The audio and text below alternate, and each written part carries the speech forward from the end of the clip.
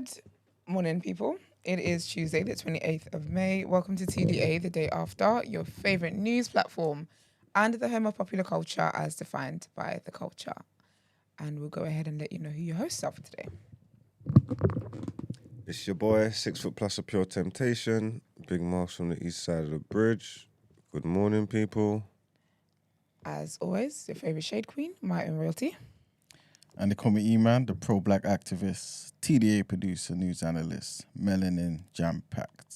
That's right. How's everyone? How was everyone's morning, Brent? Actually, my bad. Brent is on his mic. Morning. How are you? I'm good, thank you. How's everyone's weekend? It was all right, you know? Yeah. Did you have a good one? I rested. That was my MO, boy. I've been tired since before I went to Lagos. I've been tired since the 19th of April.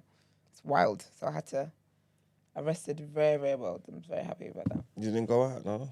You went not out once that then. city splash with the rest of the world? It was splashing for real because it was raining as heck. They were sliding in the mud, child. Hell no. I hate going out when it rains. That's the worst thing that could happen to me. Being out and it rains. It looked like a And washout. I saw the guy shoulder flinging in the mud. He slid, yeah, and I was, oh my gosh, this guy's gonna break his neck. I'm gonna see this live on camera, but he didn't, thankfully. But no, I was literally gym and my bed. I was wondering what was happening, you know, because I got on the train late yesterday and I just saw like Hella people. 4 black women in front of me, like those in Yeah. and shoes They'd just had mud. a time, yeah. They'd had a time. It's splashing. They'd had a time. And recess happened as well. Recess land happened as well. Oh, I saw they crashed each other at the train station or something. Yeah, basically I feel like I don't know if they informed the local council or not, but basically the last train, the event finished at 11. The last train was 11:30. So now there's nearly a stampede at the train station and whatnot. It was a whole thing, but it looked amazing though. Like they had a full day of like hiring out an amusement park and just it looked very good. So big Where up is them for Reeseland? that. Recess land. Where is Yeah, that? so recess is like a day pass, like a DLT. Okay. So you got DLT, you got recess. They're like the two bait ones, I would say. In terms of like those kind of parties, like a day party kind of vibe. But they tend to do like different ones. They don't have like over 25, they have like over 18s. Sometimes they do like a little garage situation. It's very like, it's quite cool, quite hip. So they have a recess land thing. I think they started last year, where basically it's like a day at an amusement park. I think they did one in Paris last year, actually. Yeah, I think they did one in Paris, actually, last year. So this time it was in Margate, and it's basically an amusement park. And you got rides, and you got live entertainment, and you got music. Like, you just got a day of fun. So I guess, yeah, obviously the timings. Anyway, I don't know all of it, yeah. You people that like to stay to when the DJ turns his flipping decks off, it will teach you a lesson. Sometimes leave events before the end. You just like to finish events and be networking outside. Those all-day things are some of the worst things I could think of. Recess land, city splash, whatever. It's Even like wireless, festivals. all these things. Anything where you just up and All down, day. walking all day. You're demanding my time all day. I can't do those. I can't do it. I can't do this. And then obviously I feel like with events now, people are trying to do last closing, like closing doors. You're not gonna see me. Because with wireless, I would go to wireless just before the main headline. And I would leave before the person finishes. So guess what? I'm in my bed while everyone else is fighting for train. I'm nope, not me, boy. Do you feel like you missed some of the experience No. though? I experienced so the camera's alright. Give me a second. Not the devil acting up. No, I miss. Am I supposed to stop? Yep. Oh, my bad. I was thinking, y'all can hear audio. Podcast or audio before we had these visuals. It's a privilege now. But no. I go there for what it is. I'm there to enjoy. Okay. Do you know, like my definition of fun and things I want to enjoy are very different to everybody else. So when I get tickets to like festivals, Can you ask it's for a because there's code, certain piece of people shit? that I want to. No. So It's him, not you. don't you dare complain about that man on that app Huh? because you got your food and you know it's your food. No, don't do that. Don't do that, friend. You record. No. You record. Why would you even bother him for? You are mean, you know. It's like, what time is it? It's 8:24 in the morning. Stressing a man trying to do a hard day's job. No, I'm just saying he didn't do his job properly because that could have went to anybody. It didn't, though. He didn't check. It didn't. You know what I'm saying? It didn't go to anybody. But it could have. It didn't. Okay. But it did not. Like, I'm just saying. it's yours. I said he didn't ask for a code. And you acted shocked that Brett managed to call him to ask for a code. You're ridiculous. Anyways. It's yours. Nobody else's. No, that's great. That's wonderful. Word. Sorry, where was we? Question though, before you continue with the splash and fantastic we're done with that. recess land. I love those initiatives, by the way. amazing It's concepts. absolutely amazing. And the team obviously behind it, putting all that together and it being able to run smoothly and whatnot. That is amazing. Big thing. It's a big thing. Amazing. You were talking about the Daily Mail putting out what they want to put out and not putting out what you want them to put out. Isn't that what you would do if it is that you had your own newspaper? No, I don't think so. No, not like that. Not to that extent. Manuel, how about you? How can there be big incidents that's affecting the whole world that's going on? Hold Oh, up. it stops again. And you don't even report it. Like, you're not leading with it. Like, that's... I don't know. As people that tell the news, ain't they got like a duty of care to actually like give people information? Like, not something like that. Not them world issues that affect the world. Like, that's news, bro. So you would report it, but you would just put your slant on it. It'll be heavily opinionated. Or you're just going to report it. Yeah, I'm not gonna lie. If something like that happened, I'll just report it. I'll just tell them that. I just think you have to just tell them what happened. That's not even about opinion pieces. Interesting. How about you, Manuel? Yeah, I'll definitely tell the people, man. Especially if it's like important information, something that people care about. So, for example, in the same situation with Netanyahu, Gaza, and everything, you have to tell the people, man. You have to. But like, if I am biased, though, obviously Thank you very much. That's the question I asked you. Yeah, if I am biased, then obviously I won't. You know what I mean? Like, really push, like, you know what I mean? Like Netanyahu did this on purpose, things like that nature. I'll just give the information. You know what I mean? Or basically just say, oh, you know, let's look at the possibilities of how this could be a mistake. You know what I'm saying? That sort of thing. But I'll definitely, would give the information and, you know. But to be fair, all of these newspapers are biased, though. They all have some sort of, like, slant, innit? Lean. Max will be the only one newspaper that isn't biased, which is cool, man. Yeah, my people wouldn't be biased. So. Yeah. It's impossible, though, man. You can't do things like that. You can't, like, the world can't be burning and you're leading with talking nonsense about Kate. Like, anybody gives a shit about Kate. Like, that don't make no sense. Not to me, anyway. I think that's crazy. And the fact that it's like what you're saying, if they want to be biased about it, then cool, but you're not even trying to highlight what's going on. You're trying to go on about your whole day and just think that's a nationally syndicated newspaper. Like, what are they doing? So you're only giving your biased opinion on here because you realize that the parameters allows you to do so. If the parameters were just reporting it, you wouldn't be giving your biased opinions. Do you think my opinion is biased? Oh, 100%. Each time it is that he would tell you the benefits of conservative government, you get vexed and you start cussing him. I don't cuss him for being conservative. All the time. I'm never cussing for being conservative. I'm going to put a clip out today when you're doing it. Today. No, I'm just making jokes at him, but I'm not Oh, just cussing him. jokes. Just jokes, mate. His political thing doesn't mean nothing to me. I'm not like one of the Americans that think you're crazy. Oh my God, you're a Republican. Like, I don't give a shit, to be totally honest with you. I just think it's funny. But obviously, the Tories have had their time. That's all it is. I just want to drive that home. I just want E-Man to clock. Because I know where he's going to vote. He can sit here and shout all the shit he wants. I know where his vote's going to go. So I'm just trying to sway him. That's what it is. I don't know where I'm voting, you know. And with that being said, there's your Tory member. Do you know where you're voting? I'm going against the Tories. We don't know where. I told you I don't want to waste a vote. I'm not going to go Green if they can't win, so I might as well just go Labour. Okay. Then again, you know what? Let's do what we said we're going to do. Let's be fair. Let's do our due diligence. Yep. Let's check the policies. I need to see what the candidates are saying in my local area. I need to pick the best for my community. So we'll see what they're saying there. 100%. Dwayne went to Trinidad. He's back now. Is it? He said he spoke to a few ladies and they loved his accent. Oh yeah, In the English, Trinidad, it's like 7 or 10 women to one man.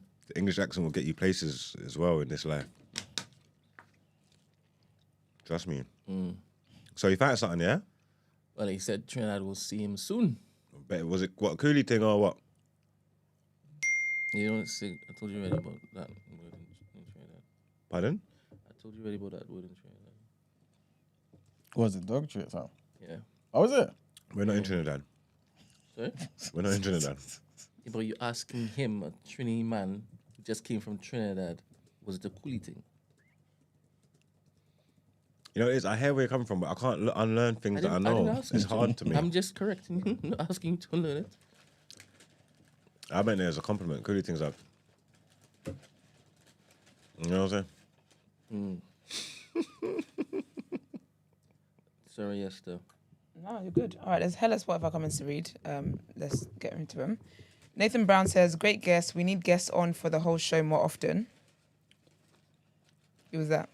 Armani. Armani. Big up Armani. Dr. Armani, big up you, girl. JMW says, Margs must be stopped in caps lock. You really mean it, boy. Esther is absolutely right, and I hope that young king proceeds to ask for consent. If she really likes him, it will never come across as corny. Word. Gio says, I went to Brunel in 2010, and I can confirm DJ Simo's functions always went off. I still remember that beach party he mentioned. There was foam and some fine-ass lifeguards. Okay, girl. Heather's 9, says, big up TDA for the great eclectic mix of guests this week. 3 in a week. You always get the best out of your interviewees. Truly a sign of an excellent show. Thank you very much. Mark says 1 times now orange equals new orange. What happened to now orange? Multiplication is an iterative, additive function. Multiply one does nothing and 0 gives nothing. TH is on something. So Terence Howard's on something. That's great. He's not. Well done, Mark. You've been waking and baking.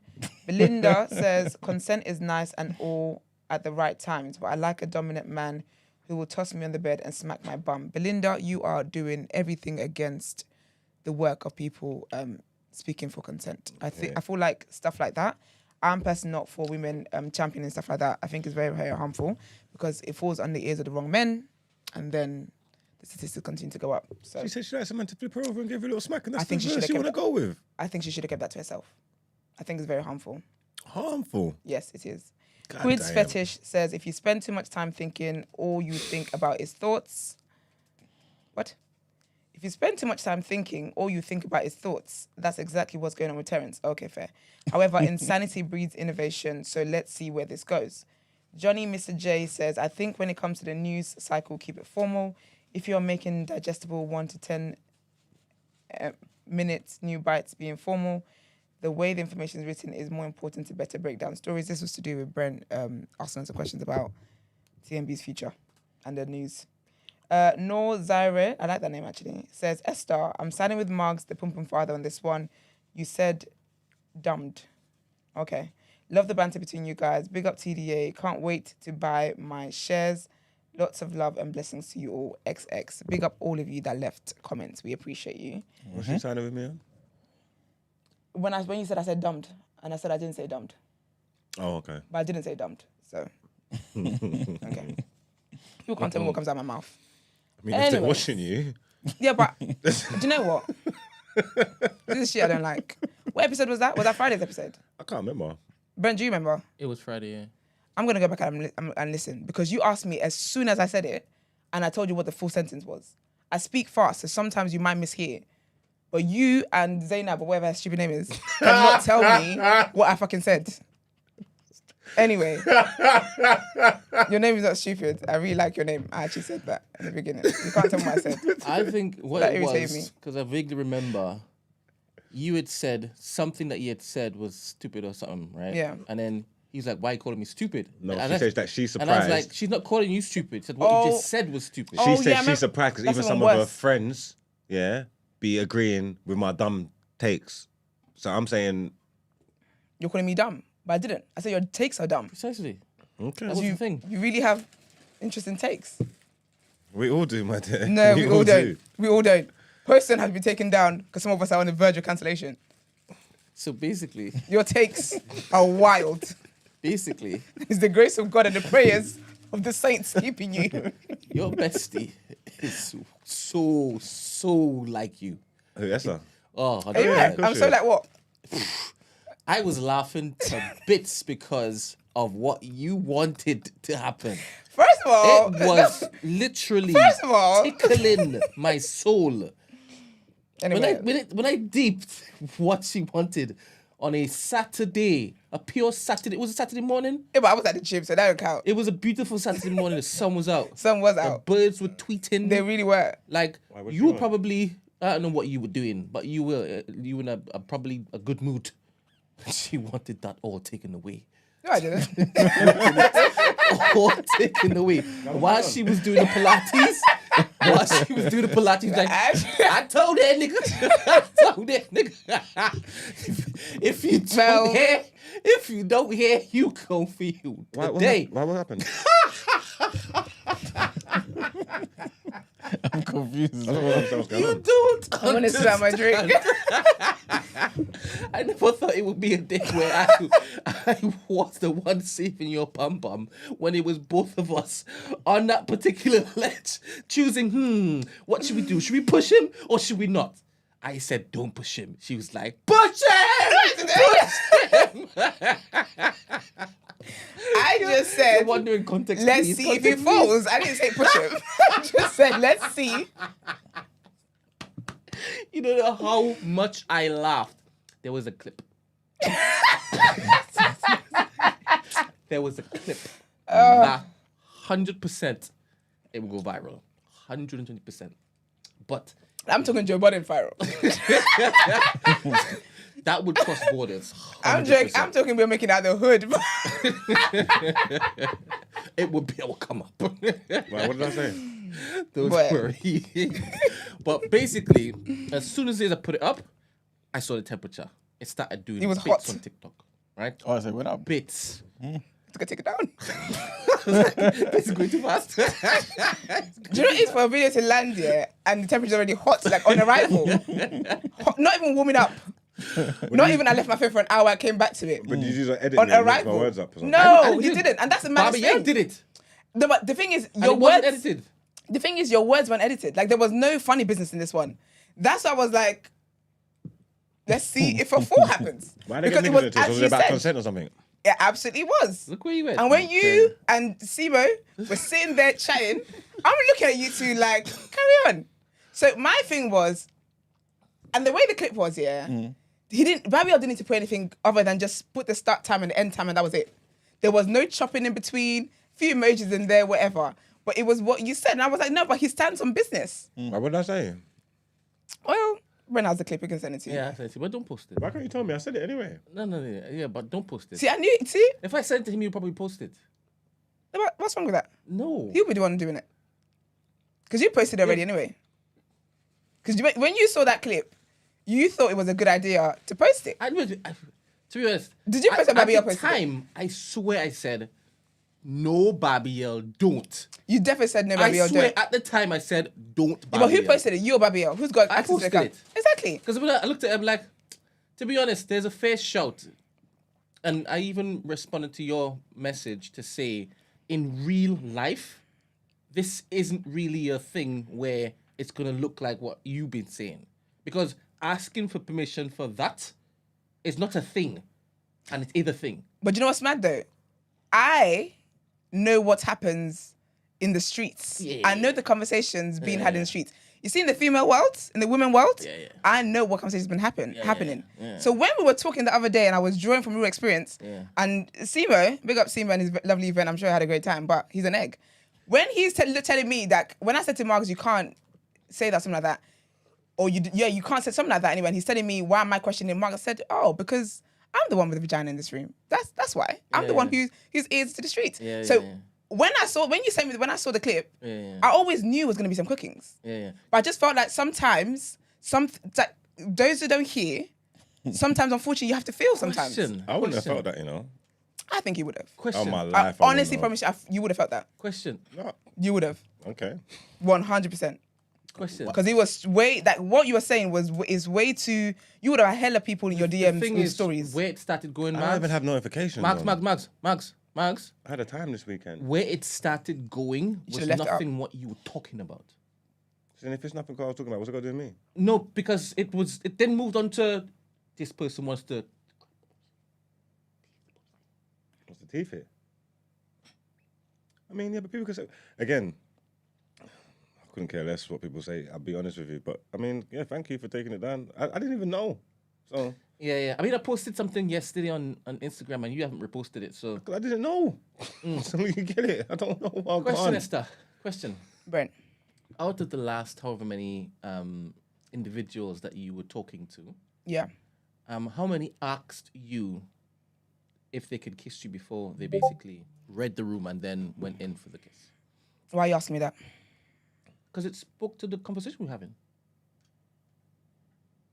I'm not trying to trick you. I don't think you're trying to trick me. I'm trying to understand where the conversation conversation is going. room, right? Today. Yeah. So I'm asking, out of all of the times when it is that you've been courted, left, right, and center, blah blah Yeah. blah blah, how many of them said, "Can I kiss you?" They didn't have to say it because I liked them and they knew I wanted to kiss them too. And the reading the room is what I'm talking about. However, though, they always ask me if I'm comfortable, if with this and blah, blah, blah, blah, blah, and whatever else. So there's still that communication there, which is still a form of consent. The conversation that was being had was about the same thing, literally.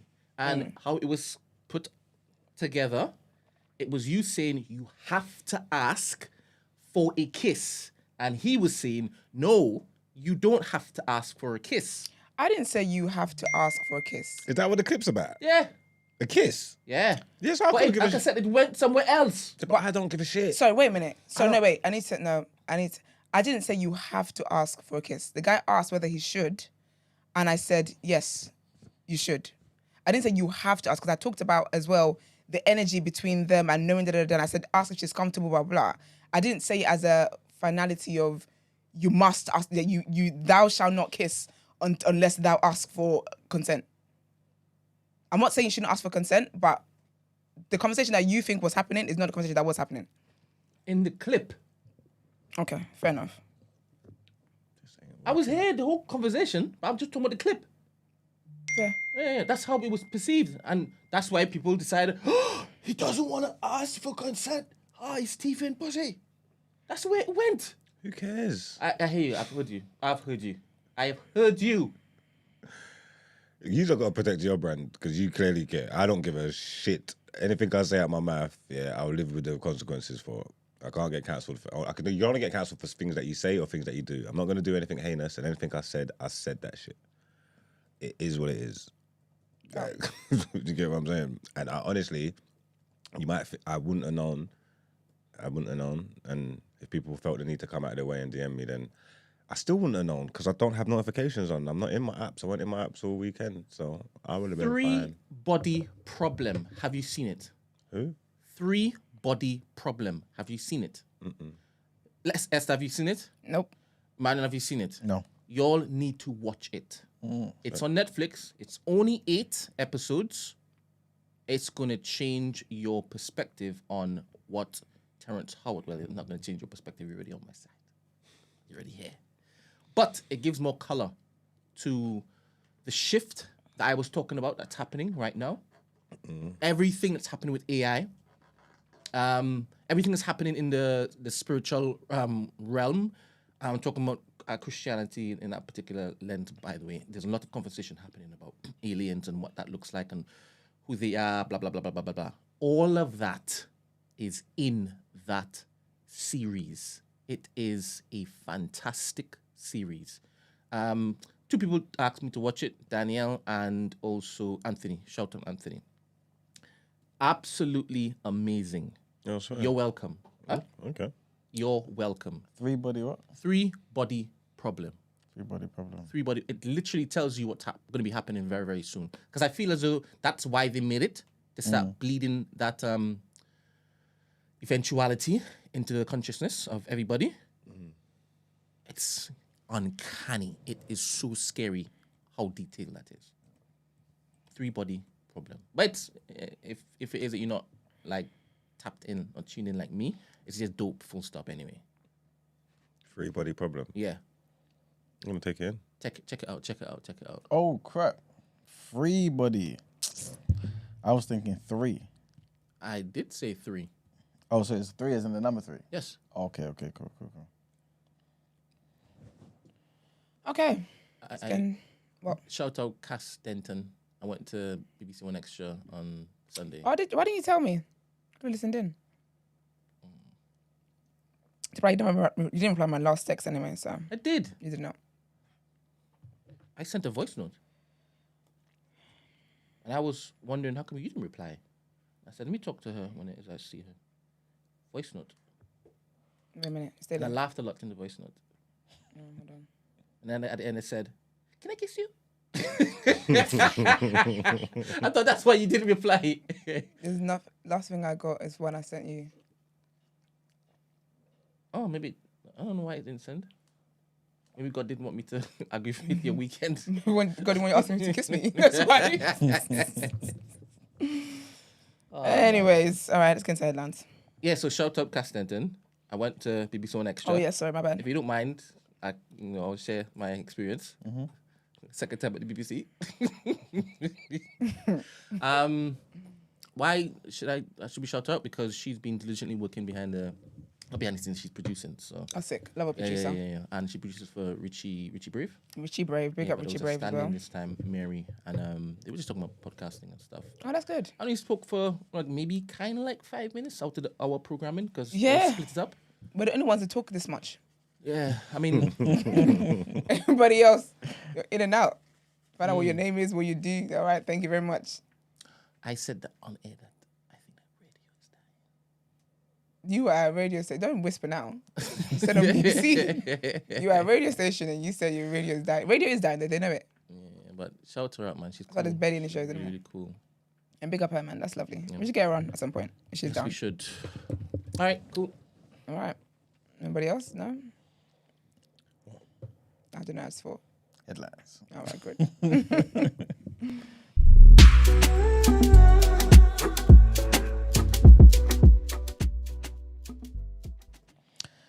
All right, people. So our first headline, and you know what? I was thinking we should make a topic of the day of this because I definitely want to see what you guys think. Obviously, it'll be good to hear Esther's opinion on this because Ciao.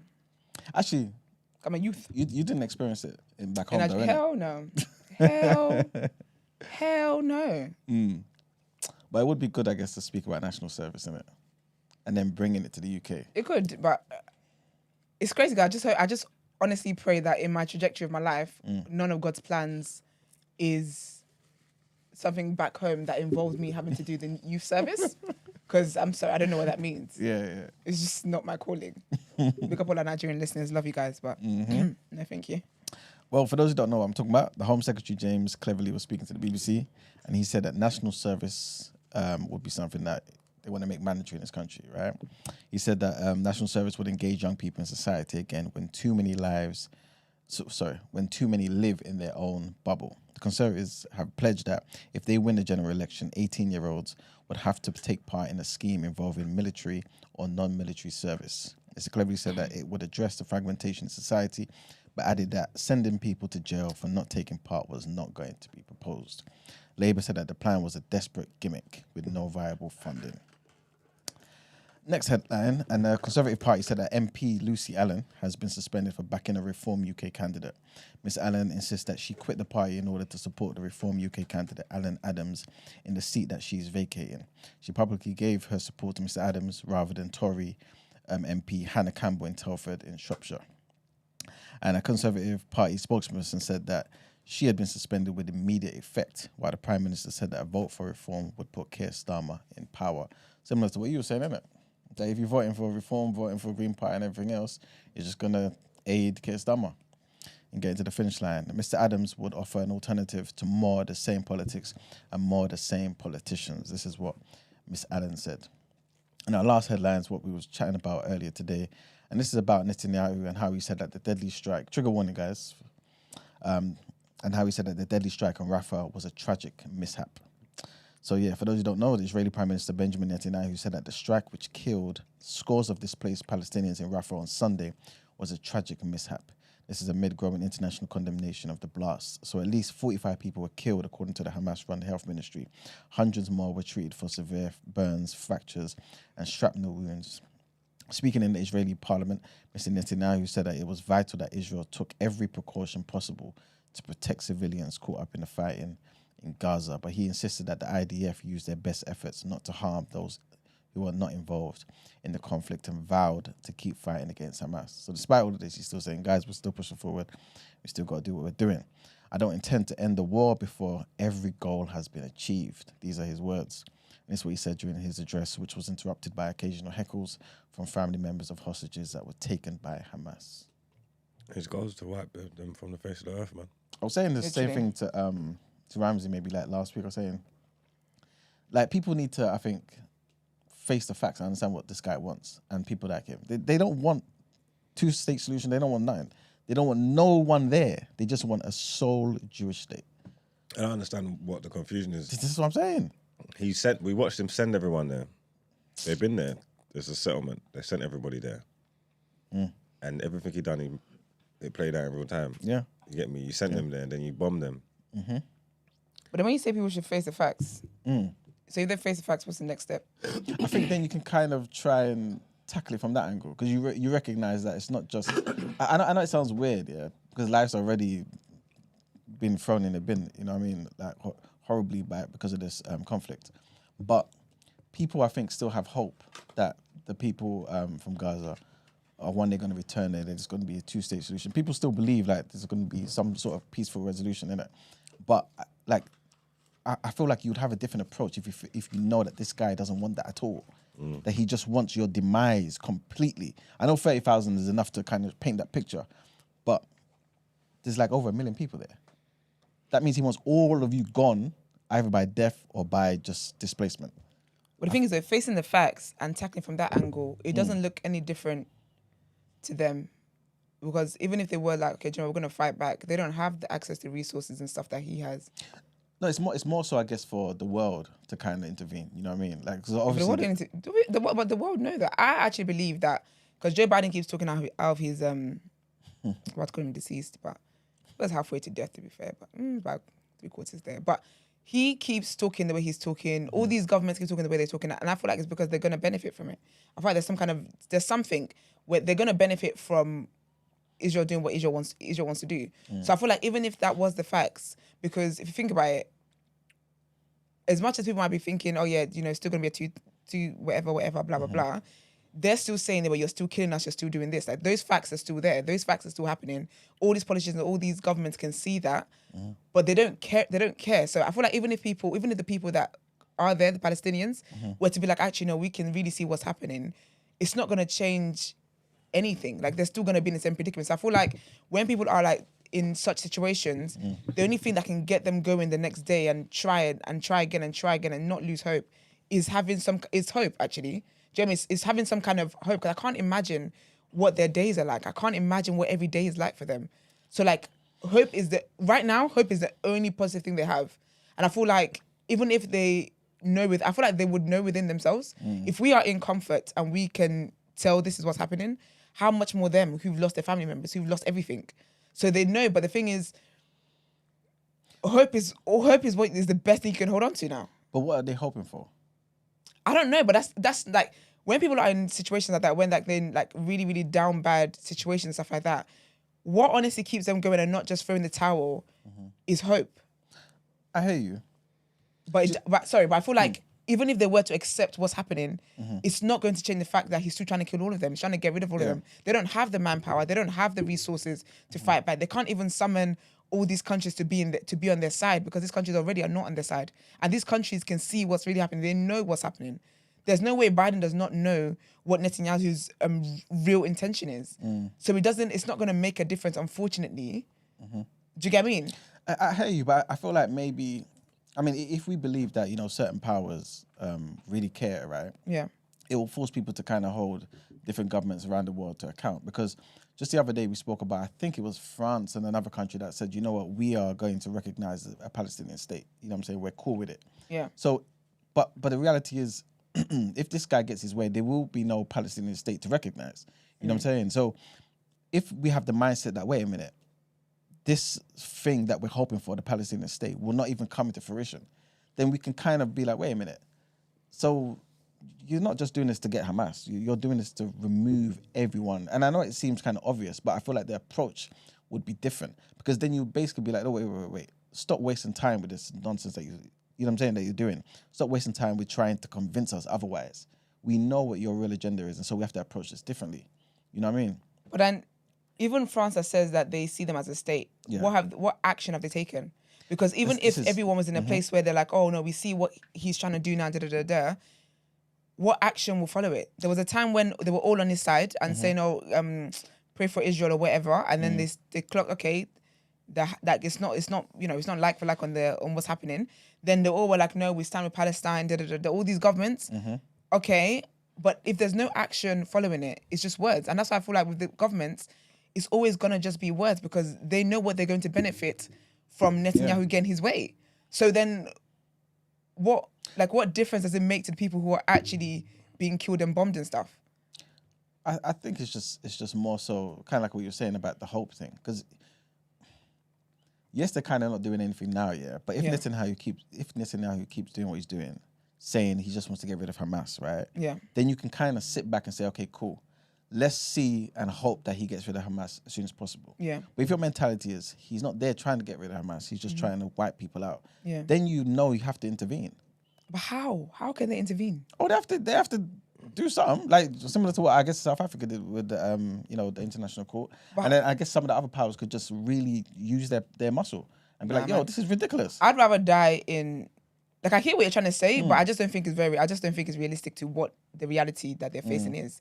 Like, I would rather have in my mind that, you know what's happening is not actually happening, and he's just trying to get rid of Hamas, and let's see, and then die in that way, in that mindset, than admit that that he's trying to wipe us out, and every day live in fear of, am I going to be next? Am I going to be next? I feel like that's just worse, and I feel like that's the thing with human beings and being in such situations where, like, that little bit of hope, it might sound delusional, it might sound silly, it might sound foolish, but it really does something for people when they're in those kind of situations. Because I feel like they know. They told them to go to this safe space, and then they went there, and then you started bombing, started throwing missiles at them.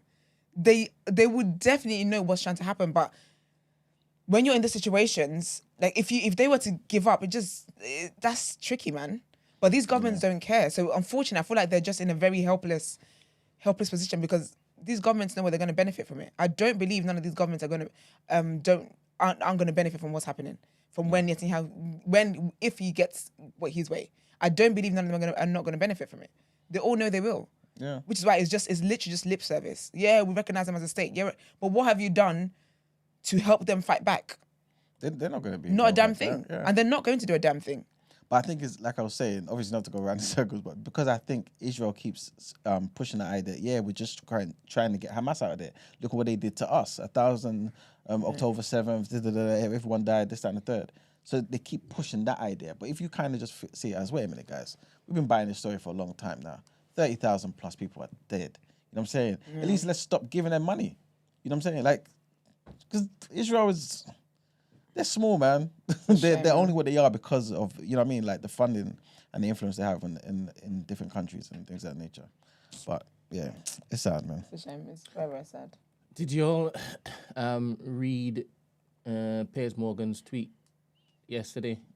No, I haven't blocked. No. All right. So he says, the scenes from Rafah overnight are horrific. I've defended Israel's right to defend itself after October 7th, but slaughtering so many innocent people as they cower in a refugee camp is indefensible. Stop this now, Netanyahu.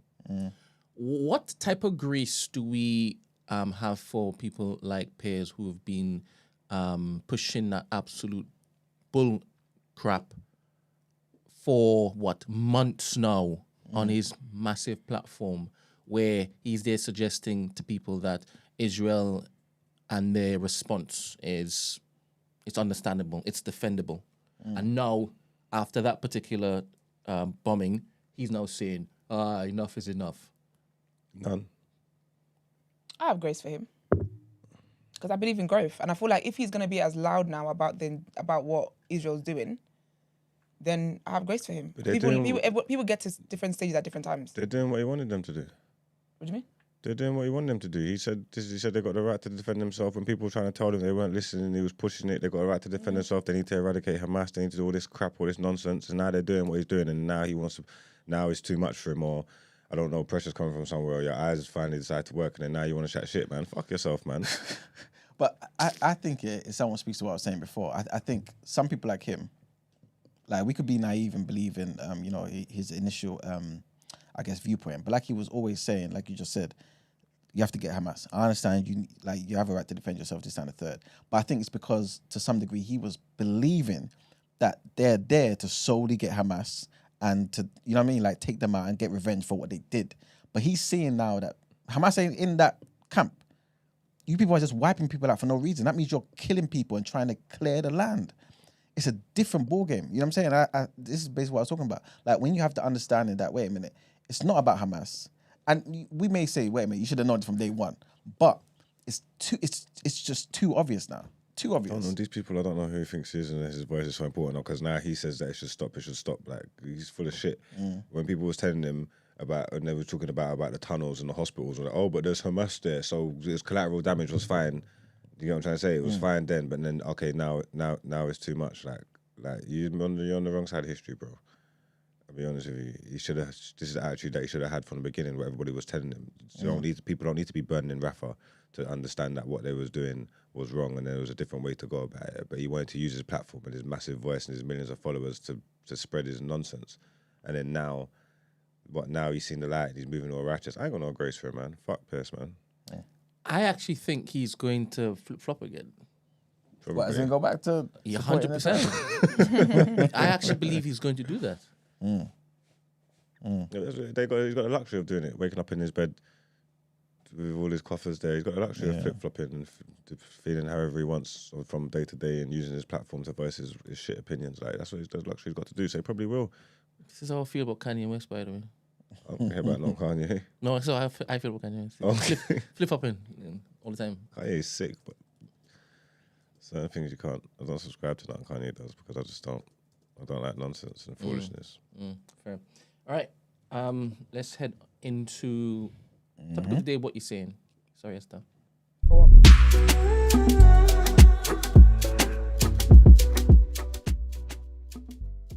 These days, so I'm real good.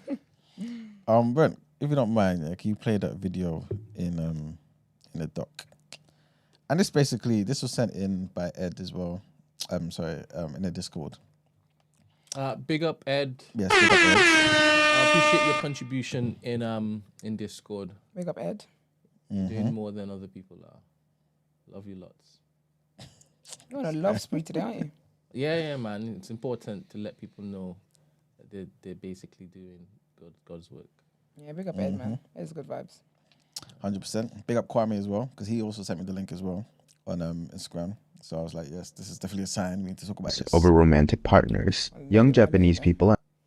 Thank you, bro. If it's a sign. But yeah, man. Long story short, the video is going to basically explain everything.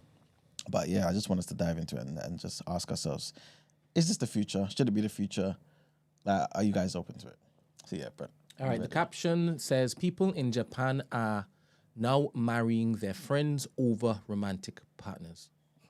Love that. Their friends over romantic partners. Young Japanese people are now engaging in legal unions called friendship marriages. These marriages center around companionship rather than romance or sex. They provide practical benefits such as tax breaks, societal acceptance, and the ability to live together or apart and pursue outside relationships. Couples will openly discuss living arrangements, finances, and even fridge space before tying the knot to ensure compatibility. Japan's first friendship marriage agency, called Coloris, has facilitated around 500 marriages since 2015, with some even raising children. The agency reports around 1.24 million people are possible candidates for such an arrangement. The average participant is 32.5 years old, well-educated, and financially stable. Around 70% of friendship marriages aim to have children. People in Japan are now marrying their friends. There you go. So yeah, people in Japan are marrying their friends, man. There's some benefits to it. But just hearing that though, instead of the whole romantic thing, going and the whole trying to find love and all that sort of stuff, just marrying your friend and I guess just doing life with them, you know what I'm saying? As well as trying to do the other things that you want to in life. Does it sound like a good idea? It sounds like marriage to me. Is it sustainable? Do you feel like this is probably the thing that people should kind of prioritize? I don't know, when you get married and stuff, you always say, that's my best friend anyway. It's my best friend. But this is different He's though. my friend. This is different though. You're so bad vibes at a wedding. Is this your thoughts that's running through your mind as the couple are saying their vows?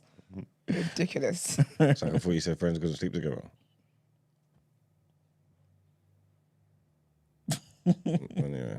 This is different though because Ridiculous. Since I've standing in the cloakroom at weddings, not allowed anywhere near the love. Sorry, man. No, just saying this is different because I guess like for these people, apparently according to the information here, 70% of these friendship marriages, if they do have children, they aim to do it through artificial insemination. So they're not sleeping together. This is just, I guess, for the benefits that come with having a 2-person household. So there's tax breaks and things of that nature. You know what I'm saying? Just making it more economically viable for you to just survive and thrive in society.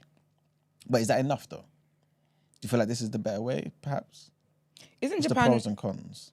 Isn't Japan where the women's basically like the rates, Yep. childbirth rates and stuff like that? So they have no choice. So for the women, it's absolutely a win because we didn't want to marry you guys anyway. So if you want the benefits so bad, all right then, cool, I'll do it with you. But I like that state. I like that. I like the whole thing of putting your foot down until men respect you and not having kids with them. I think that's a very, very smart thing to do. I don't think it's necessarily the future because other countries don't have sense enough to what's the word, implement that. But I don't think so. But I've heard people though who say that if they don't, the people who don't want children, if they don't get married and whatnot, they'll have a child with their friend. Yeah. Because like you're reliable, you be a good parent, you be a good mum, you be a good dad, whatever. We'll just have this child and raise it together. I think for people who, if you haven't found love yet and something that you really, really want, as in you really want to have children or want the benefits of marriage and whatnot, I think it's a good idea. People lie and do that stuff all the time. Oh, if we're both still single when we're 30, we'll have kids. Or I had one of those. did it work? Of course, it's been a long-term relationship. Hmm? It's been a long-term relationship. And I don't really like men like that, so it works. I don't think no one's ever cashed in on one of them agreements. Nah, because it's silly. It's silly. But again, I feel like it depends on what you want. If you really, really want this, then fair. I don't want it enough. Do you get what I mean? To do that. But I think for people, so you have to just kind of look at your options. Same way, like if you're unable to have children and whatnot, you look at adoption, you look at all these other processes. I feel like with marriage is just one of those things. But I feel like I can only see what are the benefits of being married in Japan? Because if it's companionship, you don't get that because you don't live separate lives. If it's it would have to be for that. But it's companionship as well because you're living together. Are we? What, the friendship marriage? Yeah. It's everything. You're proper married. Oh, but to be fair, he said that they can't with their own terms and conditions. Okay, separate rooms and stuff. Yeah. They're not I having guess so, sex. yeah. To get right out of my face, that's what you could do. Fair. Okay, fair. Wait, didn't it say at the end that they even have kids sometimes? Yeah. Yeah, but they then do it insemination. Yeah. They ain't having sex. 70% of them anyway. 70%. Yeah. Oh, are stand up doing business, that. honey. Yeah. Love that. So you get the companionship, you get the societal benefits of marriage, and you get to start your family, and also the whole societal expectations. So it's stuff If they that we always last, they'll think start about. chopping now. If I what I feel would like think, over time, if you're actually, I'm like, oh, you know what, it's actually not that bad. Then we might actually be able to make a true love story out of this. Because I can't imagine going through that, friend or not, whether it's someone that gives me the ick. But it's unprincipled, man. Obviously, I feel like it waters down what marriage should really be, but not everyone's Christian, so there is that. But I think that's a good basis of marriage. It's a good starting point. marrying a stranger just for tax breaks. Not a stranger, they're friends. Marrying your friend for tax breaks. Not well, for companionship, for everything, and then love can grow in it. But do you feel like I'm not a grower. do you feel like there should be incentives for people to get married though? So like stuff like tax breaks. You know that happened here as well. I think Yeah, it's on the yeah. camera. Yeah. Well, yeah, it was on the camera. I remember that. Yeah, maybe there could be. And also, if you look at this, because they're friends, Yeah. they talk about things that I feel like most people don't talk about. So, like even the small things. So they like this clip was saying, they openly discuss living arrangements. They talk about the finances. They even talk about fridge space. Yeah. So those little things that would annoy you with time, like you know what I mean, like where do you put the toothpaste? How do you put the toilet roll? Things of that nature. You're discussing all of this prior to this friendship marriage. So you kind of get all those niggly bits out of the way.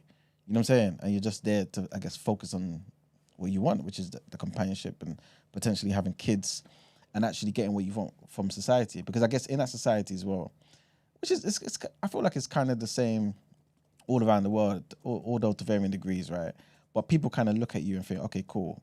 At this particular age, why are you not married? And this, you know what I'm saying? Stuff like that. Yeah. And this is exactly what this they're saying, that this also helps. So basically what it says here is that asexual people and homosexual people, couples, and those who are pressured by societal expectations are seeking these sort of alternatives, because then you can live that life behind, you know what I mean, like closed doors and things of that nature, but you've got the marriage there, so nobody suspects anything and nobody cares to get in your business, you know what I mean? So it kind of satisfies that as well. But do you feel like that's a good thing though? Like, does that then, I guess, make people step back into the closet and not live, you know, their truth, yeah. Oh, you can't be gay in Japan? Yeah, you can. I'm pretty sure you can. But they're not allowed to get married? I'm not too sure if you can. But I think it's just more so the whole, you know, like people are like, okay, you're 40, you're 50, you're not married, you ain't got no kids and that sort of stuff. I think that tradition is a bit more heightened over there.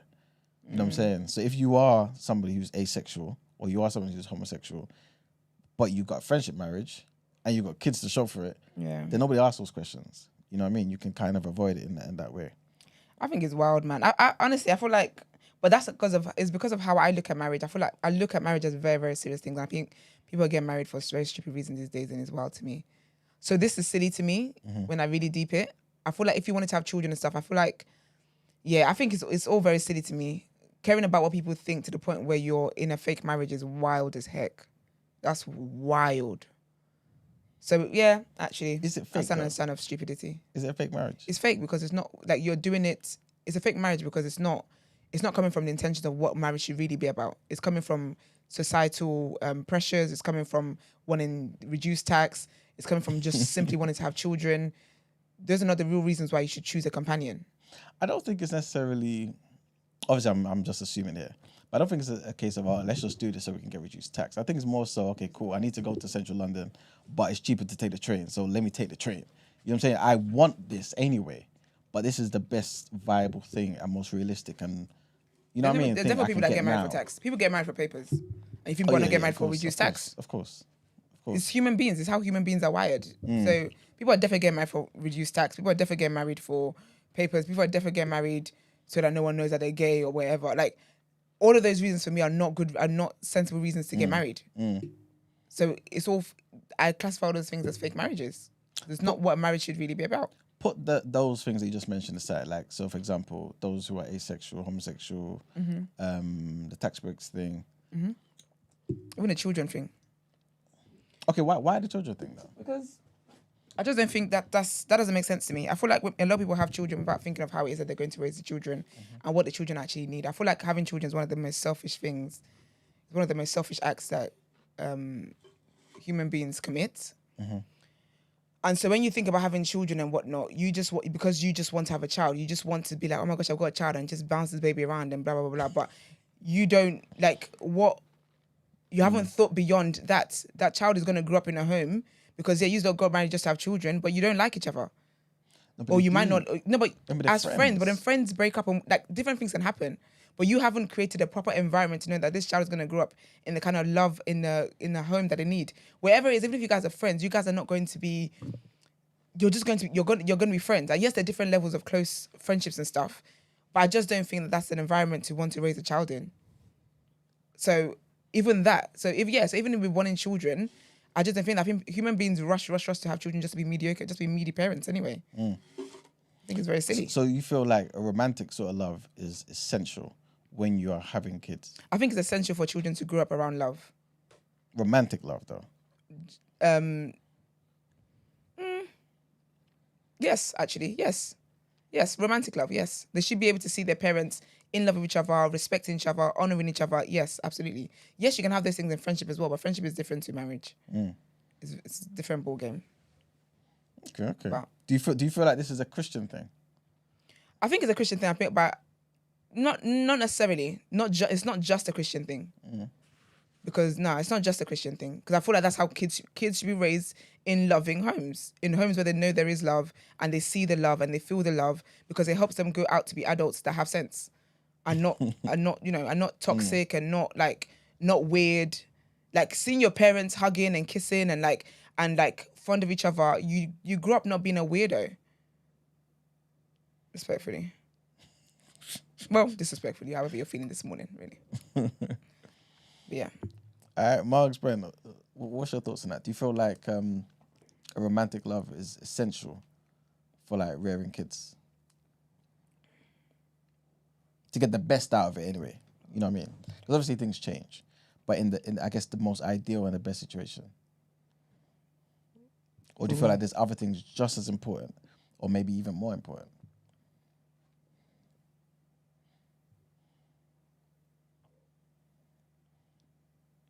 I don't know. I think you're welcome. I think that they're looking to solve the loneliness problem in Japan.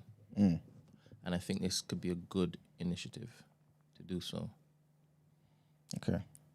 Because you will have companionship and you're less likely to commit suicide because you feel as though nobody sees you or acknowledges you, and you have nothing to basically work for other than work. I think this is going to change a lot of that, and I do believe by spending more time with them, they might even start having romantic relations, and it will start back the natural order of things. Methinks. Because I guess based on what you just said, yeah, and also just looking at history, do you feel like it's almost like just revisiting marriage and those sort of unions from like hundreds or 1,000 years ago, where I guess romantic love wasn't the focus necessarily, it wasn't the sole thing, the most important thing, but more so, okay, cool, we're doing this to further the community, we're doing this to get the benefits, like in our lives, you know what I'm saying? Yes. 100%. You feel like that's a good thing in today's society, or do you feel like it will fail? In Japan's society, there was a big epidemic, wasn't there? And I think they're trying to course correct. And I think this is one of the initiatives that they're looking to deploy in order to do that. Okay. Before we wrap up, yeah, in fact, we can wrap up now, but I do want to bring another topic of the day to you guys and see what you guys think about like your role, your responsibility in pushing the human race forward. Do you guys feel like you have a role to play, and do you take that seriously? Just a surface level, just a surface level, yeah. So like, you know how certain people may be like, okay, cool, we have to do certain things to care about the next generation. So whether it be caring about the ozone layer, whether it be just having kids, whether it be just being productive, and you know what I'm saying, like establishing institutions that will be better tomorrow than today. Like, do you guys care about that, or do you see it as next generation will take care of it themselves? Yeah, I feel as though I was made to be part of a larger puzzle. And if I've benefited from that particular group or community in some form or fashion, I should be looking to pay it forward. Whether it is on a very, very intimate level with my family, or whether it is the wider, quote unquote, human family. I believe so. So you see it more so as you have some sort of responsibility, but it's down to you to choose in what area you want to give back. As in what? Instead of it being chosen for me? Yeah. How do you mean being chosen for me? In the sense that, because you know, like if you look at it from a biological standpoint, people will be like, okay, cool, your duty is to, even from a biblical standpoint, I guess, to multiply, and you know what I mean? So that aspect of it. So I guess what you're saying is, would I just blindly follow the government and its governance of the group, or would I decide to choose my own path in helping the group? Is that what you're saying? Kind of, but like for example, you're Christian. The government can't be trusted. at all. But like you're a Christian, right? So the first law was pretty much be fruitful and multiply, right? And if everyone kind of did that, then obviously the human race would just continue and continue and continue, yeah? But then we're looking around and we're seeing that in many countries around the world, the population is just going down. Sorry, it's not going down. But the amount of kids, the rate of having kids is going down, yeah? Do you feel like you are responsible or you have a role to play in that, in correcting that? If I turn on the news and I see baby making rates are down, I should now go and pick up my Johnny. Do you feel like, us as human beings, we should bear that in mind? Or it's crazy if it is just sitting in your living room in East London and then you see that on the news and then you think they're talking directly to you to go and start spreading the sperm. You look at where you go, you're like, baby, let's go. Crazy. but why is it crazy though? That's Whoa. wild. There'll be no tomorrow if we all said, you know what? Doesn't matter. I'm cool with my one or my Can you none. imagine? How are you just tying this to voting? Every vote counts. Talk about I'm not talking about voting. When they're speaking directly to you, so you must go out and do you. I said, we need you. I don't know about that whole populating, spreading that seed stuff. Because I guess other men would hear that they're making up in for it. abundance. They're making up for it Be like, don't worry, Mark got with me. anybody. So you see it more so in terms of, I guess, the infrastructure for the next generation. Yeah, I reckon if it is, I lived in a I guess a community oriented society like Japan. This would be not a weird question for you to ask me. Okay. The entire culture is different, but not in this country, not in Trinidad. No. Interesting. All right, cool. I guess we can dissect this another time. Yeah. All right. That's it for topic of the day. Let's get into our next headlines.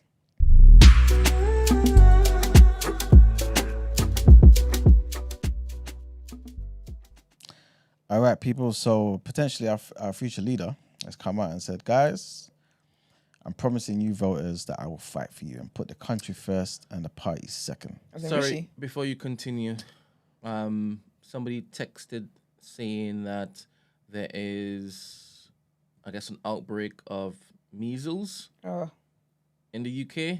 So I should just give everybody a heads up. I don't know how you stave off getting measles, but is that for kids? Is that For the kids. no, kissing this people. is a 29-year-old person. And they had it. It's Yes. making me itch. They had it? Yes. Oh, serious. Don't you take a vaccine for that when you're little? That's what I'm saying. That's how I thought it was for the kids. If I you did did it. Yeah, I thought it was for the kids. I thought it was outbreak in the nurseries. Can't But blame you. can't measles represent This is making me itch, you know. as what's it called? I can't remember. What, monkeypox? No. It's measles when you're younger, but something else. Rubella. it is. Mumps. No. I don't know. I'll remember just now. Just the results of the polls. Thank you very much, my AI. Friendship, marriage, something to consider. 31% say yes for the benefits and companionship. 26% say we move further away from God's plan. 23% say no, marriage is for people in love. And 18% say marriage is a business, so why not? That's pretty much All of it. almost even across the board. Interesting. Are you talking about Rishi? No, Keir Starmer. Shingles, that's it. That's chickenpox. Isn't it chickenpox that can turn into shit? That's making me itch. Probably. Because when I had chickenpox as an adult, and then one of the concerns was I might have shingles. Because if you're an adult, it could quickly turn into shingles. What are measles? Gosh, this is disgusting conversation. I don't know what measles are. Is it a red flag for you? If If a guy has measles, yeah, on the first what? on the first date, you find out that he's got measles. What do measles look like? Let me Google it. Don't As put it on in, the screen. He 'Cause had measles. He recently. has. Currently, he had. Why He's is he on on a a date date? with me. He's a selfish guy if that's the case. Maybe he doesn't know it. Oh, measles is not nice. It's a very contagious. Oh, measles ain't it, man. It's like chickenpox. It's like rashes there. It's all on white babies. So. Let's see. We're safe. It's very contagious infection caused by a virus. It usually gets better on its own, but it can make some people very ill. Anyway, I'll be fine. I don't kiss on first dates, so you're not gonna get me, Okay, nobody asking. mate. Right, everyone stay woke though. That's serious. But thank you for letting us know, whoever that is as well. Yes. I appreciate our on the road correspondence. 100%. And get well soon. But yes, like I was saying, Mr. Keir Starmer, Oh, pardon me, Sir Keir Starmer, he's a sir. He's promised voters that he will fight for you and put country first and party second. So in his first major speech since the general election was called, the Labour leader said that he could be trusted because he had changed this party permanently, and he urged people to trust him to deliver economic stability and protect national security. Rishi Sunak said that the country needed bold action and not waffle. Not a single plan for the future. This is what the Prime Minister added in a post responding to Starmer's speech. Next headline, and this is basically just some information that's been revealed in some documents that have been seen by the Observer, and it's basically about how an Archbishop of Canterbury, in the 18th century approved payments for the purchase of enslaved people for 2 sugar plantations in Barbados. So Thomas Secker agreed to reimburse a payment of £1,093 for the purchase of for the purchase of enslaved people in the Codrington plantations, as well as hiring enslaved people from a third party. It was stated that the measures were calculated for the future lasting advantages of the estates. The papers are among a cache of documents found in the archives of Lambeth Palace Library, which detailed the direct links between the Church of England and the chattel slavery on plantations owned by its missionary arm, the Society for the Propagation of the Gospel in Foreign Parts. It's powerful, isn't it, Brett? What is slavery? The fact that the missionary arm, which is called the Society for the Propagation of the Gospel in Foreign Parts, right, was involved in chattel slavery on plantations. What? Yeah. No, you said you raised your voice at the end and didn't hear what you said. All right, so let me read that part again. Documents. So basically, these documents detailed the direct links between the Church of England And slavery. and the chattel slavery. Chattel slavery. Yeah. Are you On plantations. You're saying that to me because I'm a Christian? No, I'm saying it because that arm of the church was so, you know what I mean? Trenching it. Yeah. But we know this. But why did you tell me this? Are you telling me I should stop following Christ because of this? Where did that come from? Why are you telling me? What do you mean, why? Wait, I'm you just said- highlighting. didn't you just say that's great, isn't it? You're meant to feedback. Didn't you say that's great, isn't it? Yeah. Is that what you said? I What's can't great remember, about but- it? Obviously, I'm being sarcastic, innit? All right. I Yeah. didn't catch that because I wasn't listening. So all I heard was, You have to be paying attention, Brett. yeah, it's great. It's absolutely amazing. Absolutely amazing. All right, cool. In response to the Observer's revelations, Justin Welby, who's the Archbishop of Canterbury, said that every new piece of evidence around the church's involvement in the slave trade is sobering, and reading that a former Archbishop of Canterbury was involved in the purchase of enslaved people is particularly painful. It's also a reminder that this work is not finished and there is more we need to do to examine our role in the trade of enslaved Africans, which was blasphemy against God's creation in treating men, women, and children as less than human. And our last headline takes us to Spain, where we've now realized, or they've told us, that Spain will provide Ukraine with €1 billion in military aid this year, after the Spanish Prime Minister Pedro Sanchez and Ukraine's President Volodymyr Zelensky met in Madrid to sign an enormously important decade-long defense and security deal.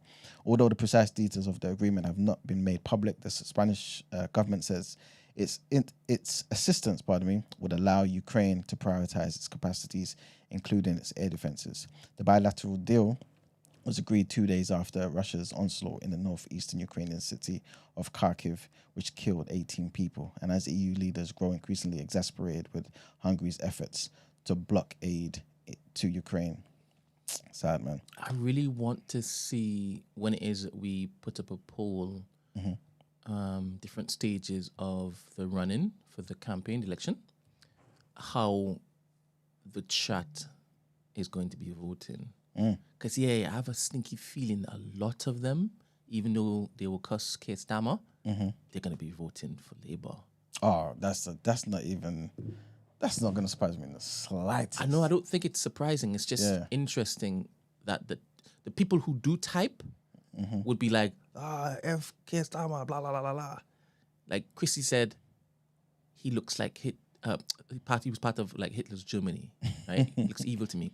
But I think she's going to vote Labour. Yeah. I don't think she knows much about any other party. Obviously, I'm just antagonizing her right now, but she probably does. Well, it'd be interesting to see that the poll results every week running up until election time. Elections, yes. Yeah, I do believe it's going to be like fully like leaning towards Labour. I believe so too, man. Yeah, I'll be surprised if it's more leaning towards conservative. That'd be the shock. I pretty much see that as impossible. Do you think? I don't know if this is absolutely idle. We should all pick a party and argue its case. I think so. Yeah, just for ish and giggles. Yeah, but Yeah. also just to inform the people. Yeah. So you can pick Labour. Let's switch it up. Don't let it be obvious. Do you understand? Yeah. And I would do Green Party.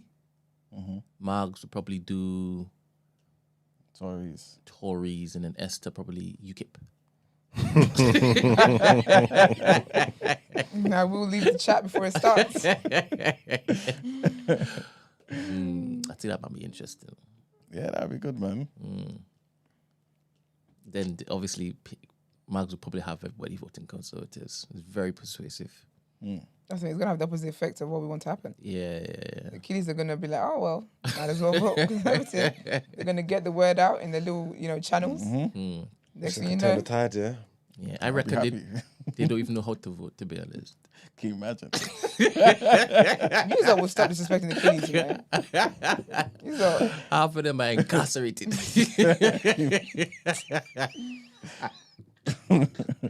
Terrible. You're laughing way too hard over there. He's the only one finding it funny. I don't know why I'm Terrible laughing. guy. Sorry, Killies.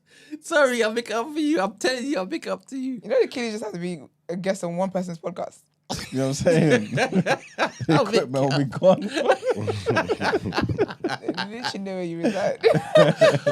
Oh, man. You would call him after, wouldn't you? Oh, goddamn. It's like, let the chips get me land the where they will. You know that I could just He's stop. acting up. He's Stop. acting up. He's acting up. Let him go. Just rough him up a little bit. My bad. Oh gosh, all right. Is that it? Yeah, that's it. You paying any bills then? Yeah, might as well. Okay, let's get. Pay the bills. Might as well. Let's get into Word on Road.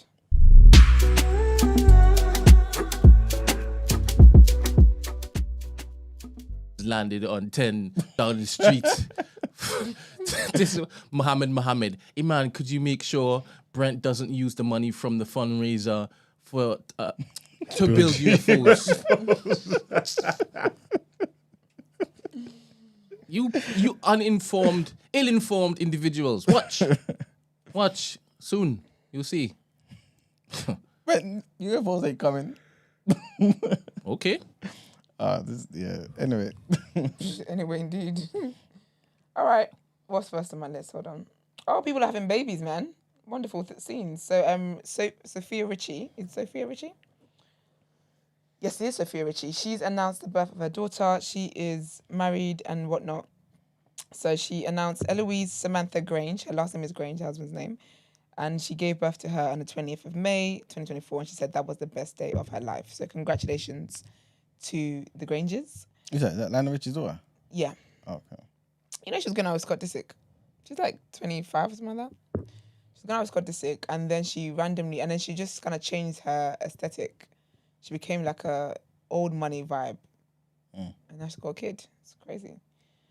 Wonderful scenes. And also the Currys, Ayesha Curry and Steph Curry had a son, and they've announced that as well. Nice. Oh, I thought, you know how Americans write their dates? I thought this was saying November. I was like, well, last year. But no.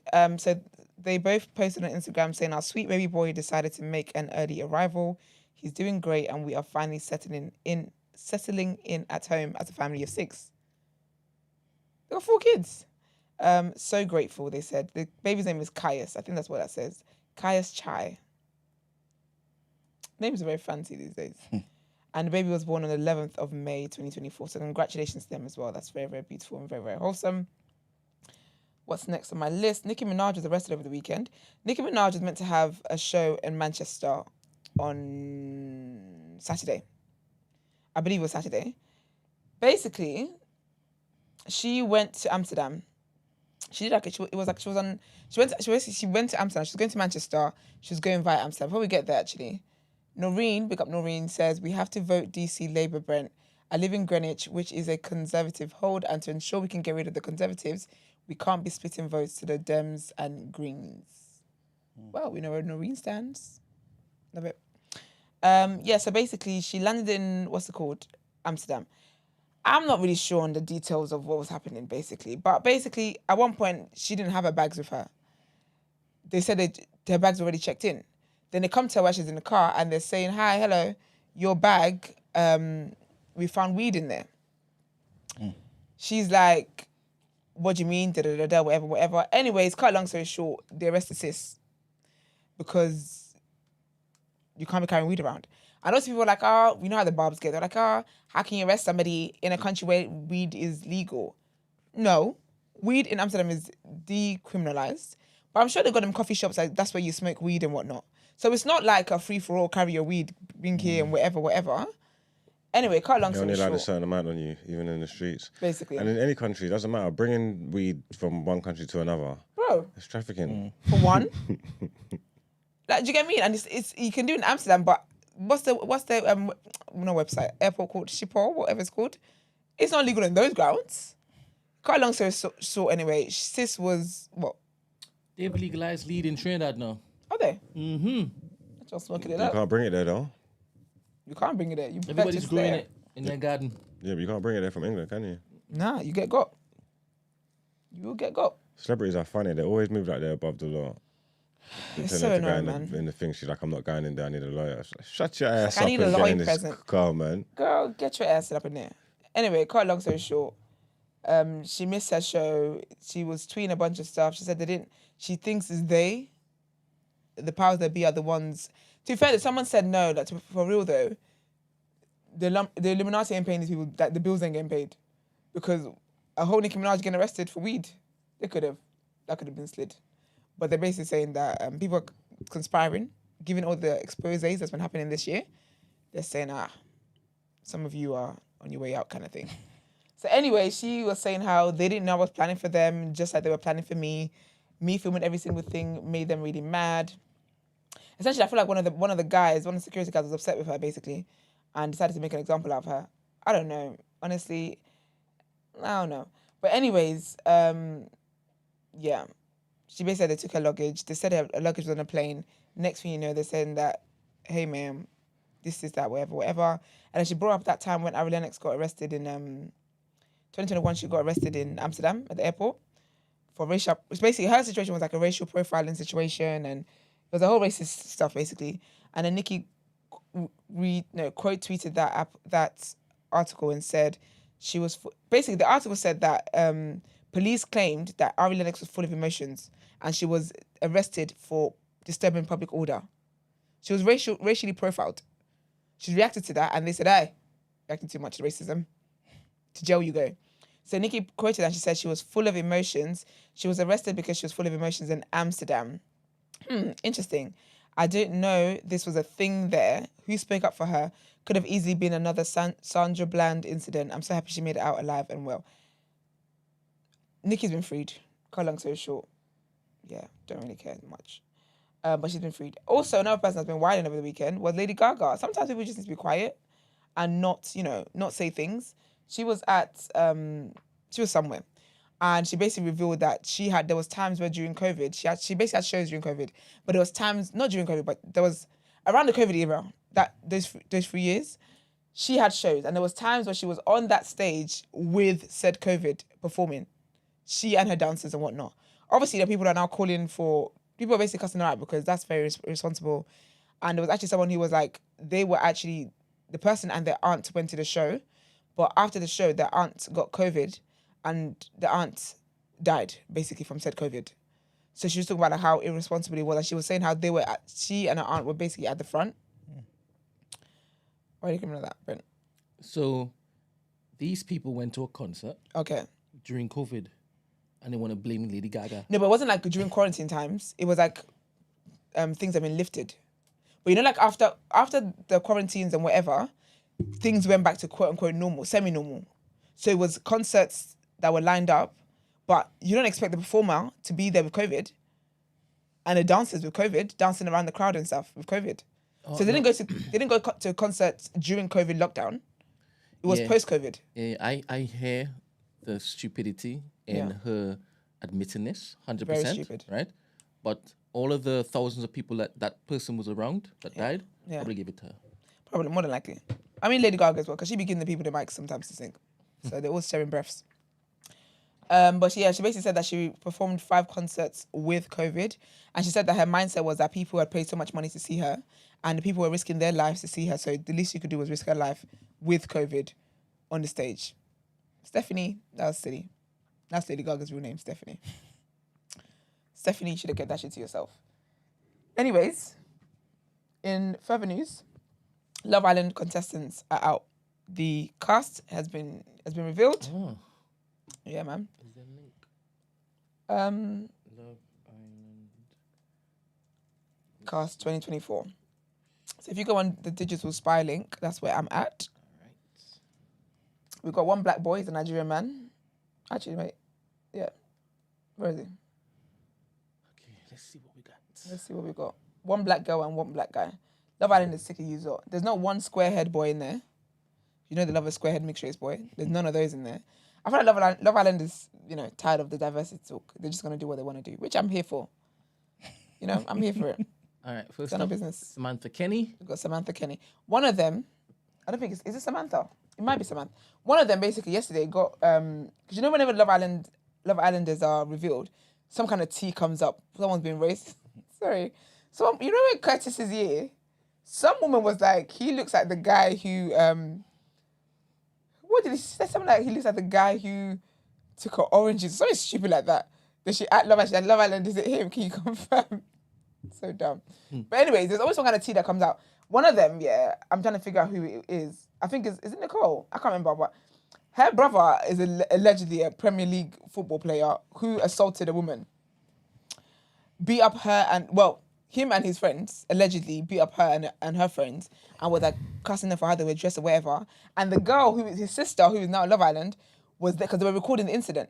She was then there like, he's a Premier League footballer. He's a Premier League footballer. That's all she kept saying. And they were like, what's that got to do with anything? And she's like, he's a Premier League. And they were like, yeah, but what's that got to do with anything? Like, he's just assaulted us.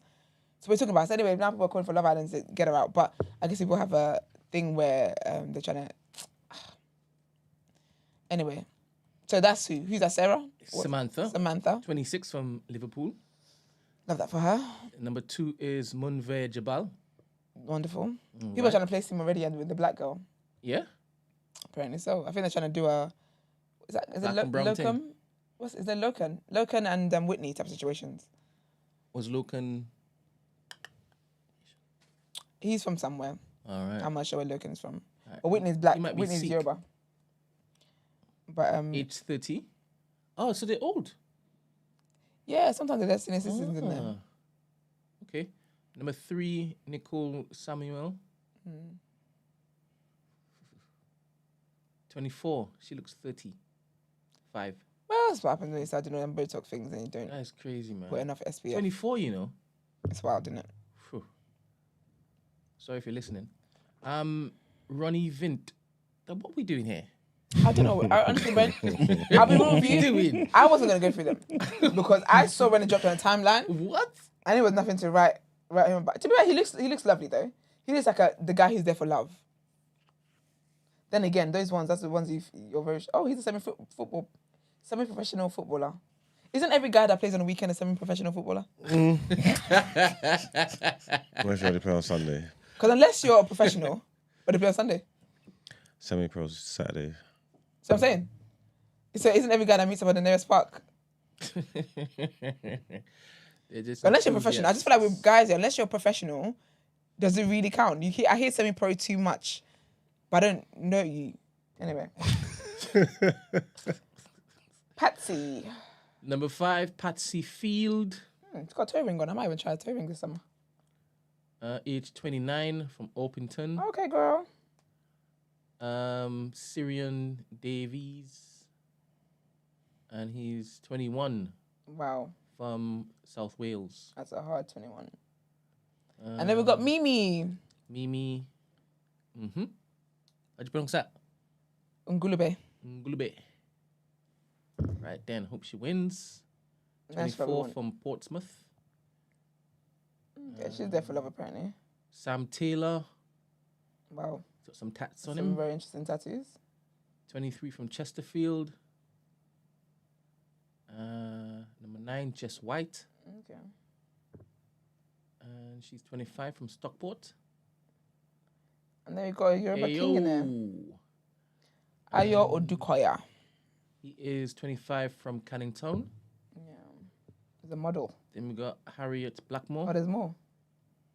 24 I think from- Harriet Blackmore might be the one whose brother is the Premier League footballer. Maybe she's not actually. Maybe. And then we have Sean Stone. Oh, I think her brother plays for Sheffield. Okay. I think it was Sheffield I read. 24 from Hartford. He's a sweet salesman. Oh, And that's it. that's it, man. So that should be interesting. We'll see what happens, whether this season is given. I don't even know when it starts. Probably next week, actually. Let's see. When does it start? Oh, Monday. Yeah, I was right. Monday, the 3rd of June. So it starts next week. We'll see what it's saying, man. We'll see what it's saying. I hope it's a good season, at least. All right. That's it from me. Very nice and short and sweet this weekend. Straight. Let's get into People's Journal.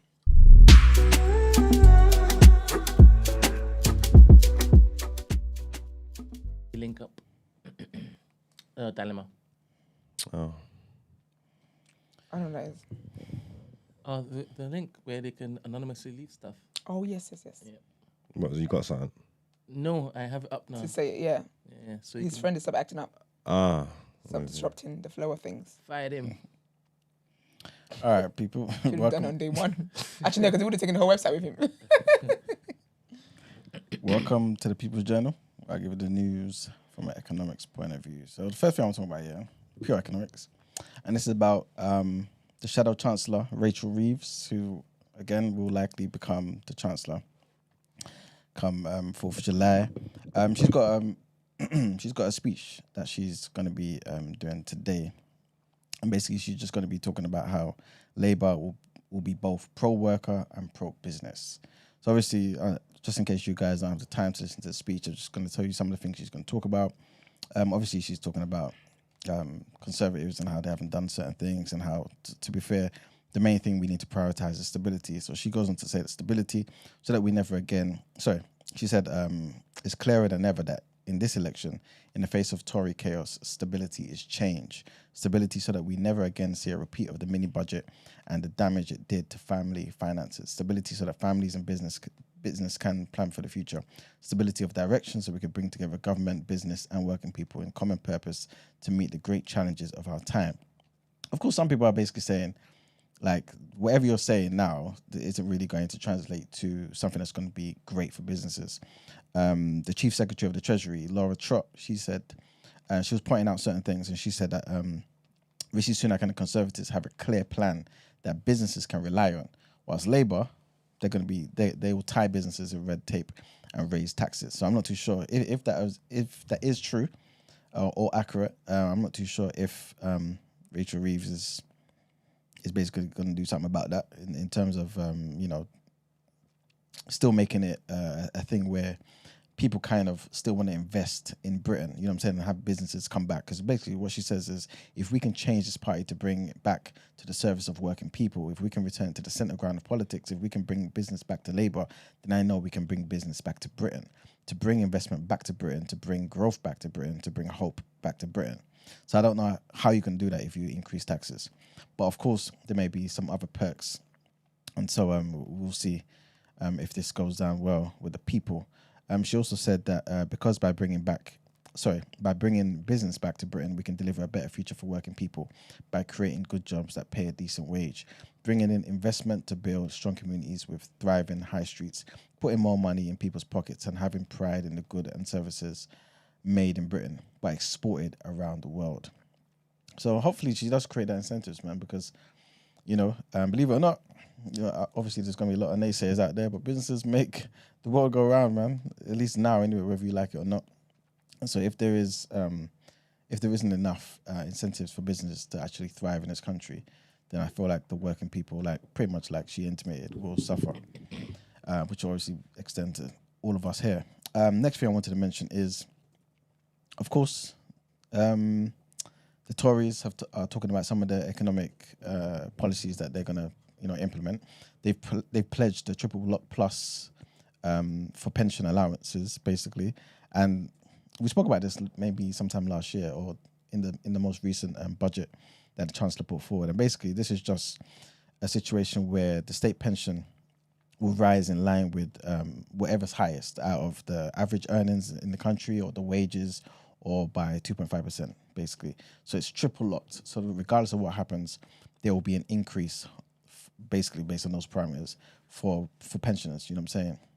And this is the tax-free pension allowance, so that pensioners basically have that guarantee in the future. So yeah, Sunak said that this shows that we are on the side of the pensioners, and the Tories are actually estimating that it will save £275 by 2030.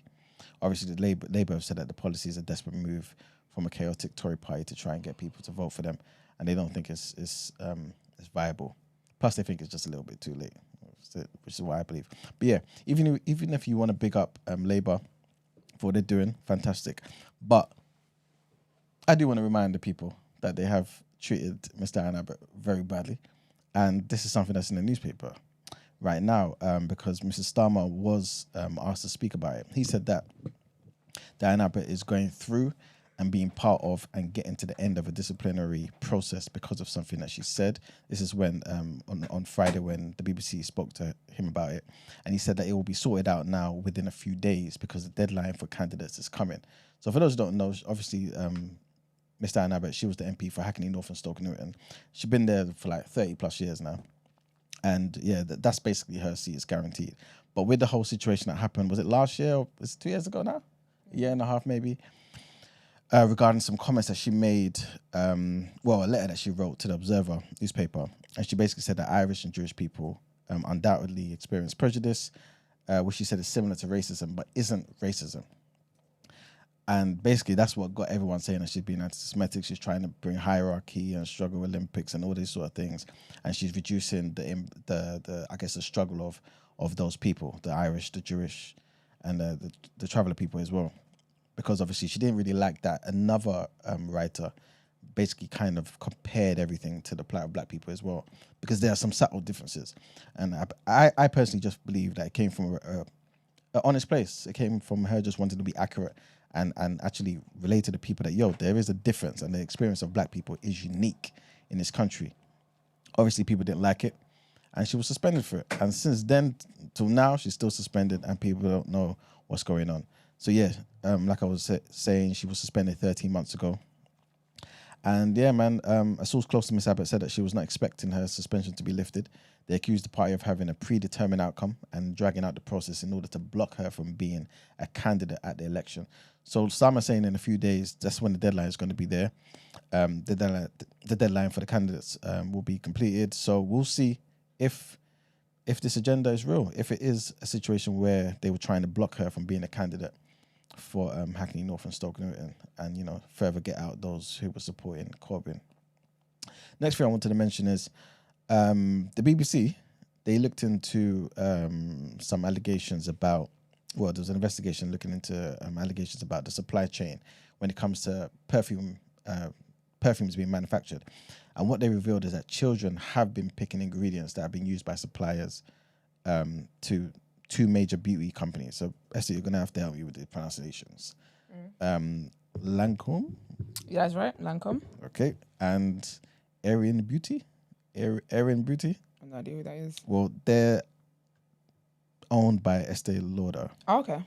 Yeah, and L'Oreal is Lancome's owner. So, but basically, both of those major companies, apparently, along the supply chain, it's linked to child labor, man. No way. Yeah. Damn. They've obviously claimed that they have a zero tolerance on child labor. But yeah, apparently this is what's been happening, man. That some of the children, some children have been picking jasmine, which is like the main ingredient for like loads of perfumes around the world, man. It comes from Egypt. Well, a big proportion of jasmine that's made in the world is in Egypt. About half of the world's supply, and like I said, it's a key perfume ingredient. And so, yeah, man, some industry insiders told the BBC about the handful of companies that own many luxury brands and how they're squeezing budgets, which is resulting in very low pay. And Egyptian jasmine pickers say that it forces them to involve children in the whole process as well. So, yeah, man, long story short, that's what's been happening. Hopefully they can rectify it. And the last thing I wanted to mention, to be fair, I could leave this, and this is just basically about tens of millions being spent ahead of the new EU fingerprint travel rules. I need to read more about this and to give you guys more information, but basically that's what's happening, man. There's going to be a lot of expenditure. Preparations are basically on the way at major channel crossing points for this new automated EU border IT system, which is due to start in October. You know what I'm saying? So, yeah. But yeah, that's pretty much it for the People's Journal. All right, let's get into our last headlines for today.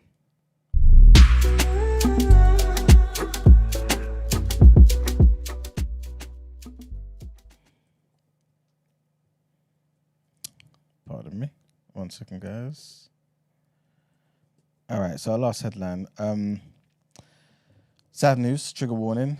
More than 2,000 people have been buried alive by a massive landslide in northern Papua New Guinea. This is what the country's disaster agency has said. The landslide leveled the mountainous Kaukalam village in the Enga region, which is about 370 miles northwest of the capital, Port Moresby. It hit the Pacific nation at around 3 a.m. local time on Friday, which is about 6 p.m. on Thursday UK time. The United Nations, had earlier said it estimated that 670 people had been killed. Local officials had initially put the number of dead at 100 or more, but now an official from the National Disaster Center said in a letter to the United Nations, and I'll read it out now, that the landslide buried more than 2,000 people alive and caused major destruction to buildings, food gardens, and caused major impact on the economic lifeline of the country. Sad news, man. Next headline, Russia will build a small nuclear power plant in Uzbekistan. It was the first such project in the post-Soviet Central Asia. This is what the Uzbek president, I should say, has said after he met with Vladimir Putin. Putin said on Monday that Russia will be putting $400 million into a joint investment fund of $500 million to finance projects in Uzbekistan. The president of Uzbekistan also said that Tashkent was interested in buying more oil and gas from Russia, which is a reversal of decades-long practice where Moscow imported hydrocarbons from Central Asia. The Uzbek president described Putin's visit as historic. He also said it heralds the beginning of a new age in the comprehensive strategic partnership and alliance relations between our countries. And our last headline takes us to Nigeria, where officials said that 10 people have been killed and at least 160 other villagers have been kidnapped from a remote community in Nigeria's central Niger state. A large number of armed men, suspected to be from Nigeria's militant Islamist group Boko Haram, invaded Kuchi village on Friday night.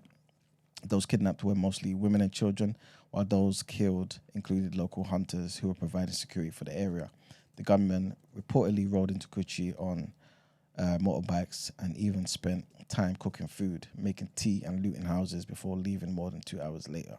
Mr. Najume, who chairs the council of Munya local government area, said that the Kuchi government had been left traumatized and anxious to hear news of those who were taken.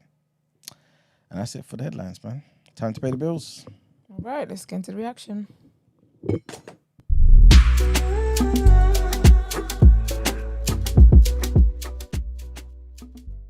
You see it? No, I ain't seen it. I just know Rashford's not in it. I take Rashford at Arsenal. I bet you would. I'll bet I would too. Congratulations, though. Welcome to Reaction, people. Where I read out the sports headlines. What are you congratulating me on? Winning something? Winning something. Well, you don't care about winning, though. Y'all had a better season than us, innit? You don't care about winning nothing, though. Y'all had a better season than us. You ask my question first. Do you care about winning anything? Does it mean anything to you? Definitely. It does? Definitely. We won the hearts and the minds of the nation. No, I still don't think we had a better season than you, but Y'all beat City in the final. winning That matters. winning is winning. You lot couldn't beat City when you needed to. You'll have a legacy of being winners, isn't it? It's true. It's in your DNA. 3 finals and 2 trophies in 2 years. It was a good game as well, isn't it? It was a good game, man. Mm-hmm. And even though you lot probably overall, in the grand scheme of things, you might have had a better season. I wouldn't change. I wouldn't swap. No way in hell. I was at Wembley, bro. So I was at Wembley. Yeah, I would not exchange that trophy party that I had. That my Saturday. Yeah, the jubilation, the shared joy. You know what I'm trying to say? I would not exchange that for what you've done this season. No way in hell. Why are you then saying that we had a better season than you? If you're saying that you wouldn't change it, Because our season was. I told you. I think our season was bad, man. Overall, but some people. There's a lot of people that would. There's a lot of people that put more stock in winning. That feel like United had a better season than you lot. There's a lot of people that do that. and that's the only person I have in front of me talking. Yeah, that's fine. So, like I said, I'm not going to throw it in your face and say, oh, yeah, we had a better season and you didn't win. No, it's because you said what you said on Friday, innit? So you feel you can't really go back, but you can change your mind. I really could. You can change your mind. Oh, no, I really could. There's nothing stopping me from changing my mind. I don't want to change my mind. What I'm saying is, I was at Wembley. Obviously, you ain't been Wembley. And obviously, now you're not going Charity Community Shield again. You're not going Wembley. I don't know when you're next going Wembley because you only go Wembley for Community Shield. You don't actually have trophy parties and finals. It's been like, 5 years? I don't know, whatever. Cool. What I'm trying to say is, I personally wouldn't swap my experience on Saturday for your experience during the league. I wouldn't do it. Yeah, I understand. I mean, I would prefer to be in the Champions League than to win a cup that is ours, basically. Why is it yours?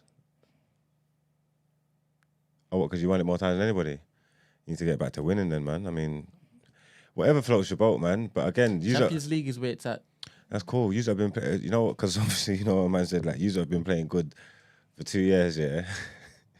I want people to fall back in love with you can't prove it. I want people to fall back in love with the cups again. Arsenal are allegedly decent. There's no proof. Yeah. There is no proof. You see, in 10 years' time. In 10 years' time, when all this stuff's happened and all's gone on, and I'm trying to explain to my son that the 2023-24 season was a good one for Arsenal. He's going to say, but how, Dad? Where's the proof? What did they do? I'm going to say, no, trust me, man. They looked all right, man. Arteta galvanized them. But what did they win, though? Because you're going to say, because I went back and I looked and saw the honours list that season and only Man City, Liverpool and Manchester United won stuff. So why was their season so good? And it's going to be tough for me to explain it to him, but I mean, hopefully you can help me. On a weekend where Man United has won a cup, this is what you're focusing on? What do you mean? Let's talk about Man United's cup win. You did talking about what you're going to be telling your son or your grandson, down the line. Yeah, but you brought Arsenal up... had a great season, but nobody remembers it because they didn't do anything that particular season. Yeah, but you brought it up. You asked me if I had a better season than you. You asked the question. I didn't ask if I had a better season. I wasn't going to pose that. You posed that question to me, so because you brought it up... My friend, I wasn't going to mention Arsenal at all. You asked me if we had a better season than you. I said great win. Yes, and Let's then focus on United. I know what I'm trying to say is... It was a good game. You asked me if we've had a better season than you. That's what led me down this line of talking. Because we were the better team. No, you see the tactics that your elite manager deployed. We weren't using those tactics. What, counter-attacking? We've always been a counter-attacking team, so great that the boys reverted to norm. Got the message, you get me? Switched it up a bit, changed the formation, had Bruno in the false nine, packed out the midfield for like an hour. It was a great tactical performance from the boys, disciplined, done their thing, lots of young talent. All right then. You get me? Garnacho, Maino. All right then. First teenage scoring FA Cup final since Cristiano Ronaldo, you get me? We're just steeped in history, man. But we just won, man. It was just all in all. It was a great day. It was a great game, man. It was a great day. I got receipts. I got the yeah, because you ain't. You know what? Let me show you just to show you. I believe that you were there. No, but you know what it is. Obviously, 1 second, guys. 2 seconds.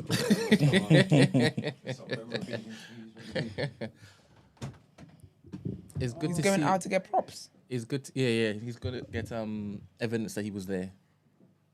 It's good to see him smiling. To be honest, he ain't been smiling the entire season.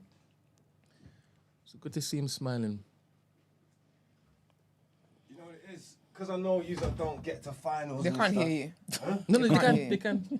Because I know you don't get to finals and stuff. I just wanted to bring a piece of Wembley. Yeah. To see what he looks like in it. Just a piece of Wembley, you know? Look. Final 2024. That's my team. You ain't had that. That's the gaffer. Yeah, There's we've never had that at all. There's our badge there. You get me? So we was there. Mm.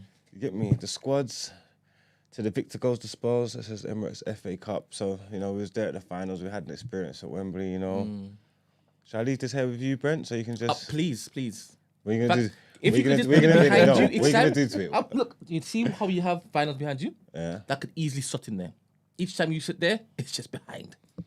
A forever memory of what you all did on that day. This is a big program. It's like a magazine. It's a magazine. It's like They've only done that for you too.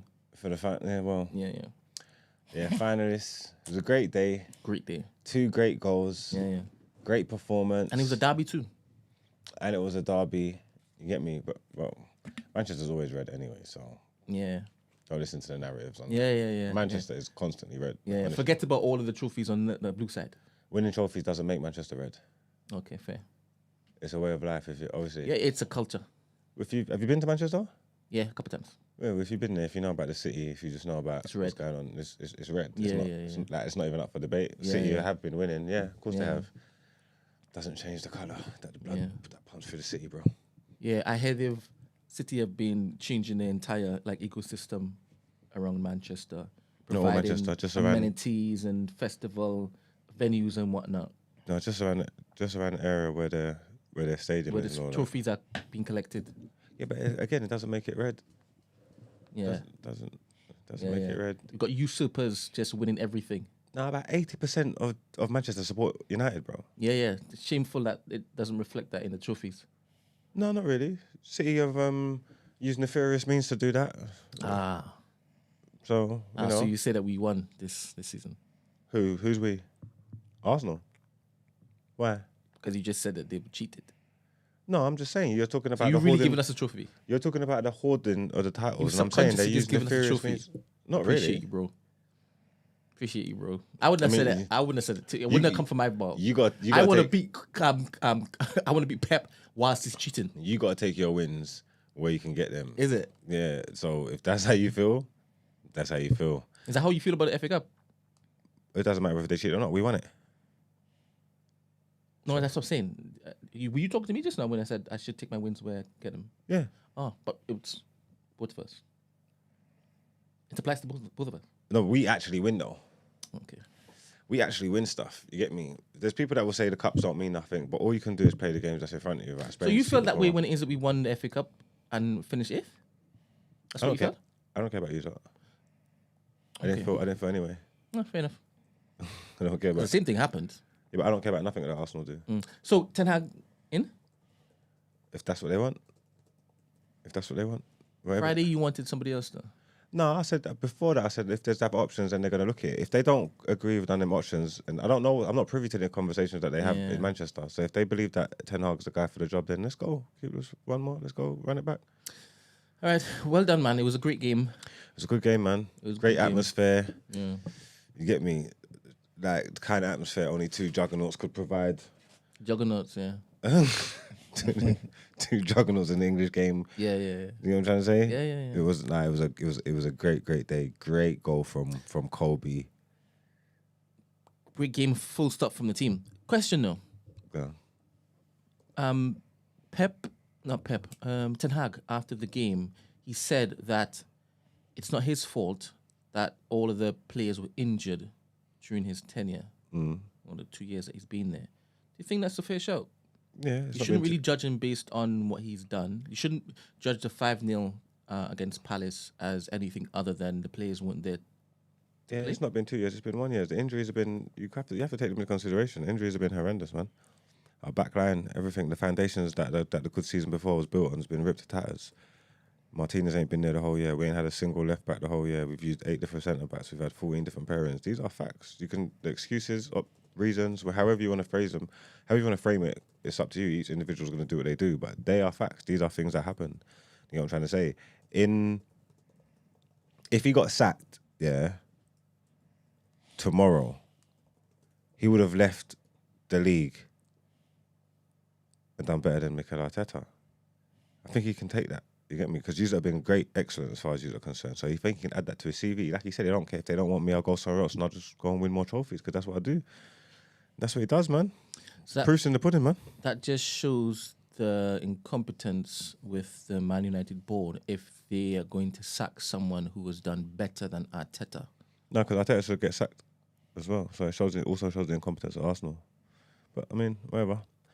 But yeah, if he's going to be in, if they can build on it in the summer, again, like I said, if their plans ain't clear and concise, then I don't understand why move on it. You know what I'm trying to say? Like, don't just keep him just because he won the FA Cup if that wasn't his plans. Because obviously, remember the stories came out, it leaked that they was going to let him go and whatever. Like, don't make panic decisions. I see the fans wrote an open letter to them and all that about keeping him and shit like that. I don't think they should make any panic decisions. Like, they shouldn't, like, don't just keep him and then if things start as a shit show and you get rid of him 4 or 5 games of the season and stuff like that. Let's just not do that. You get me? It also might not make sense to rip it up and start again if he's only 2 years into his plan. And last year was a tough year, man. It was a tough year. The team was in tatters. You know what I'm trying to say? And the FA Cup does go a long way to easing those wounds a bit. You get me? Because like I said, we had a trophy party. We won it. It was good. We got back into Europe, kicked Chelsea into the Conference League, kicked Newcastle out of Europe. You get me? So now we're there. Oh no, man. They got Jason Wilcox, Dan Ashworth and Barada and them, man, they got to know what they're doing, innit?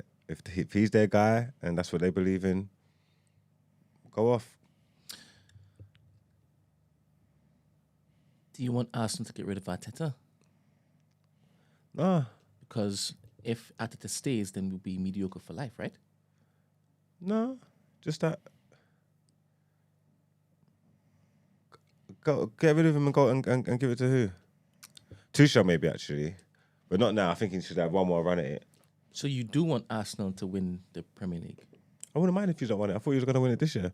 I actually want you not to win the league because all this cosplaying is annoying me. Like, you know what I'm trying to say? Like, I want you not to follow through.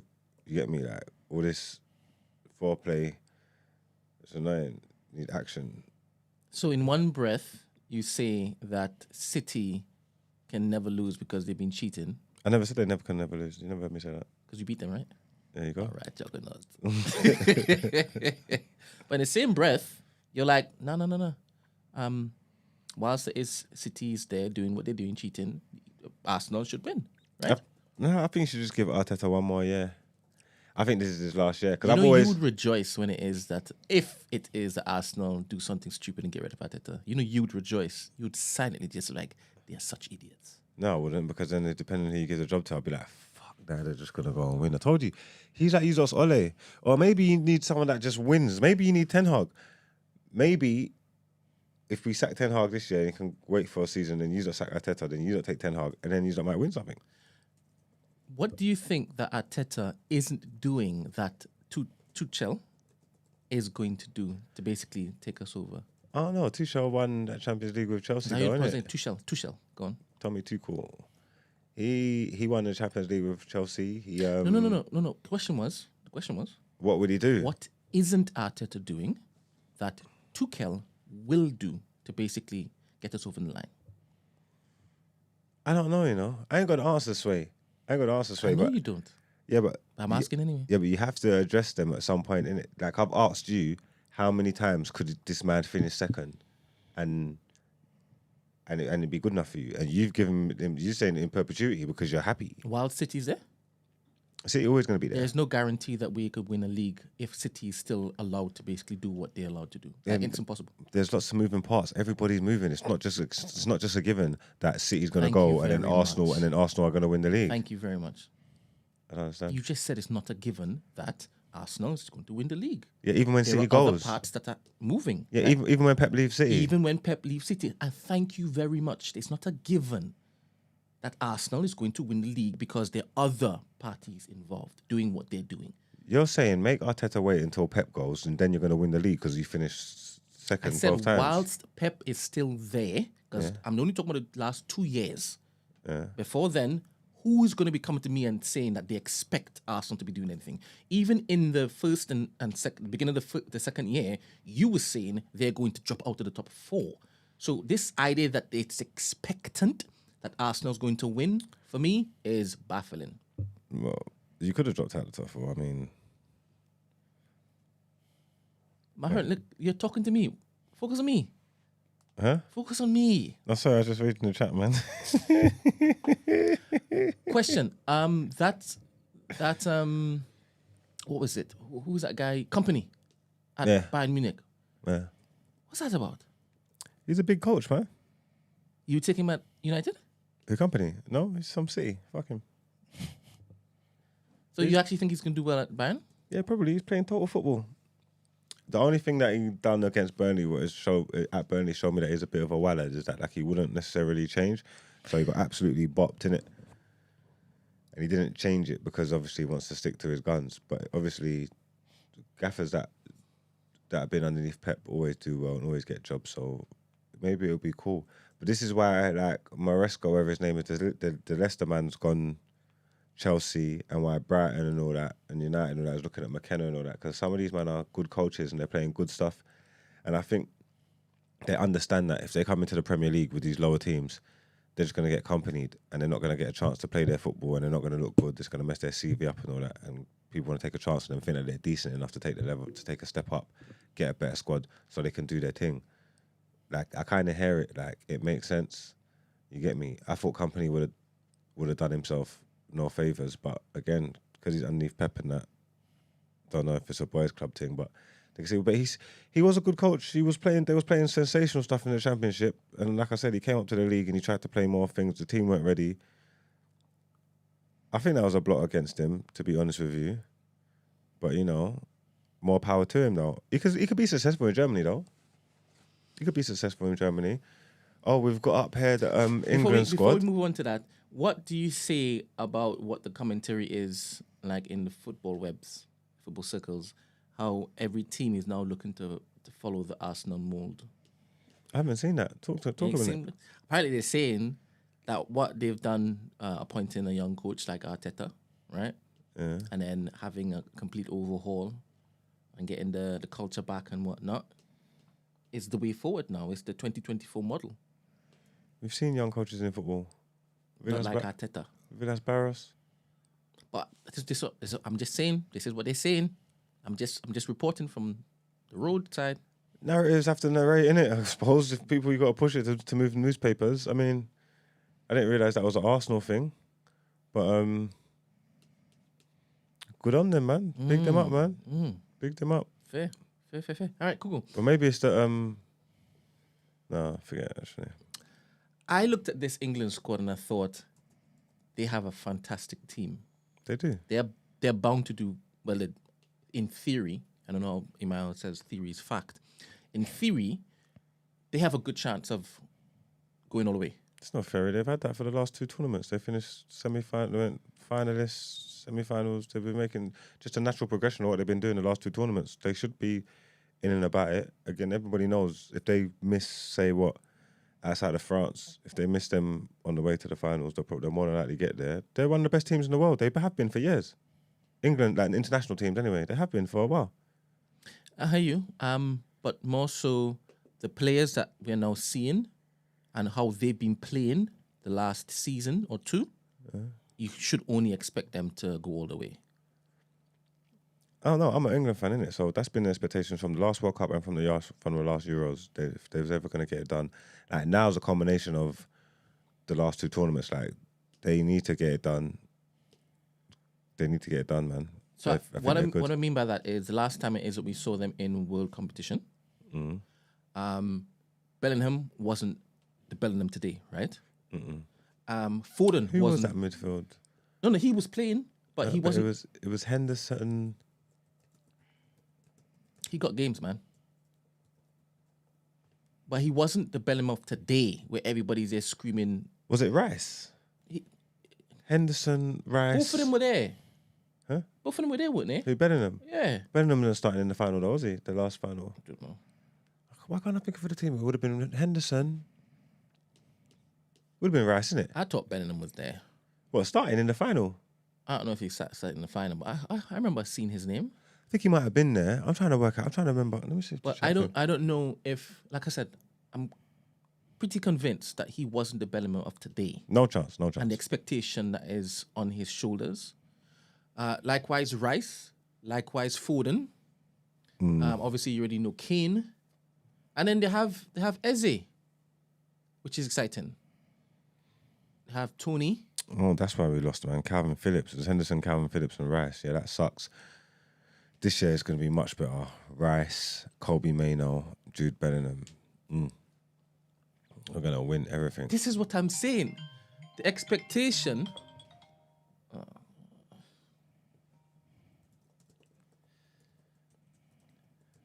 Good morning. You have to call back. I've just activated the phone. It's our friend Eddie. Yeah. So I'm really excited about this midfield. I'm really excited about the forwards, the defenders. Every time I see Maguire in there, and I know you tell me, oh, but Maguire is the best pick for blah, blah, blah, blah, blah. I hear you. He's the best English centre-back there. Yeah, crazy. It's not crazy. You actually, if you don't watch the games, say you don't watch the games. You get me? A lot of these players' careers are different in England than when they're in their club form. Like Pickford. I don't really rate Pickford for Everton, but for England, he actually always does his thing. Probably because there's an argument that maybe Ramsdale should start or whatever, but again, you can't really knock him. Like he puts the performances in, and you can say whatever the fuck you want about Maguire. It doesn't matter. Like I said, the last two tournaments or any of them friendlies or whatever, he's pivotal to all their success defensively and performance-wise. Yeah, he's the best one. Crazy. Good morning. How can it be crazy? Do you watch the games? If you don't watch like I said, it's just say you don't watch the games. Don't just make statements. Just say you don't watch the games. I don't rate Maguire. You don't need to rate him. Ask if you watch the games. England games? Yeah. Morning, people. So who's the best performing centre back for England? John Stones. Okay. You asked me a question. Yeah, like I said, okay. Good morning, Eddie. Morning, people. Good morning, Brent. How are you? Good. How you doing? I'm blessed and highly favored. What's it saying in New York right now? What's the news?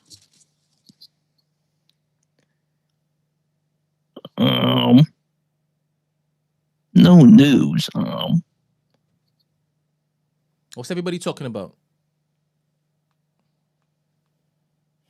What's everybody talking about? I'm not sure. Okay, Eddie, look, let me get through my sentence. Let me get through my segment and call me back, please. Because. Okay. All right, thank you. Thanks, Eddie. Bye. Bye. You're crazy. What? Bye. Peace. I said he was. I said y'all are. Anyway, I've got places to be. This is crazy. Anyway, the England team is looking good. John Stones is probably better than Maguire when he's available. Yeah, but he hasn't been the best performing centre-back for England in the games. You can take your hate, ball it up, stick it where the sun don't shine. But the facts are the facts. I'll make the rules. You get me? Martial confirms his exit from Manchester United, so he's going. He wanted to thank the club in his time for everything he's done and hopefully the sentiment was fuck off, Martial. Please get the fuck out of here, man. You idiot. Shut up. Good riddance. Get the fuck be gone. Enzo Maresca has been given the Chelsea job. Well, I think he's going to be given it. They're speaking to him. They're sorting it out now. He was Man City's assistant. He was Pep's assistant as well. You get me? He's supposed to be good. Rated. They'll be playing some total football down there. You get me? So big up Maresca. And what else? Jack Catterall beat Josh Taylor. Unanimous decision. It was an epic fight. You watch it? Yeah, man. Good fight, man. Better than the first one. Was it? Yeah. But the scorecards was bad, though. It was kind of disrespectful, man, to Josh Taylor. 2 judges gave it 117 to 111. Did you get knocked down? Nope. Oh. Imagine. Exactly. It was so bad. What's his name? Bob Arum came in the ring afterwards and said, listen, I'm not bringing any of my fighters to the UK again. That's what he said, because the scorecard was outlandish. You know what I'm saying? Like, Catterall won the fight, but to suggest that Taylor won like 3 rounds, it's bad, man. It's bad. But yeah, besides that, it was a good fight. Okay, and Lawrence Okolie won a bridgerweight title, the first round win. Did you see that? Well, I saw the highlights, which was the fight. So you know what I mean? There wasn't much to it at all. I think he knocked him down like 3 times or something. Okay. Yeah, it was just like no one cares about the bridgerweight division anyway. So by the end of the day, he's the world champion at bridgerweight, man. So big him up. Don't do that. Someone must care, man. No one cares? I don't think anyone does. Nah, it's new, innit? Like, when did they form this? Like in October or something? Like, it's just in between cruiserweight and heavyweight. You know what I'm saying? Like, was it necessary? Not at all. Like, Usyk fights, technically, Usyk's weight would be bridgerweight. So now Okolie's got to fight Usyk? No. Usyk is not interested in that division at all. But, you know what I mean? It's just a new thingy. But, yeah. But at least, you know what I mean? He's world champion in 2 divisions now, so... Yeah, it counts for something, man. Yeah. Big him up, man. Mm-hmm. I think he's got to go to heavyweight and just see what I got, man. Right. Big up Anthony Okolie on his title fight, man. New champion, man. Winners win, man. Winning counts, man. Because we pick up the theme at the beginning of the show, man. You only play what's in front of you, get me? If you win, you win. Winners win. This is true. Losers are losers. That's the end of our sports news, people. Time was had. FA Cup finalists, winners, 2024. Manchester United and Erik ten Hag. I was there. Let's get into Out Ere. I'm so happy for you, man.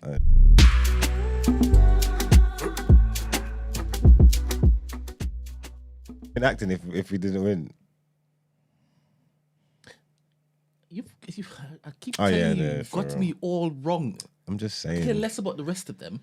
No, you wouldn't have been as bad as them, but there would have been that I little, definitely wouldn't have piled because I would have known that this little would have had an emotional impact on you. your little condescending tone that you would have liked to use. You know what I mean? No. I only kick that in gear when you start talking rubbish. I don't switch it on until then, my bro. No way. All right, cool. There you go. Go to number 5, Brent. Let's play this video. Let's see what he's got out.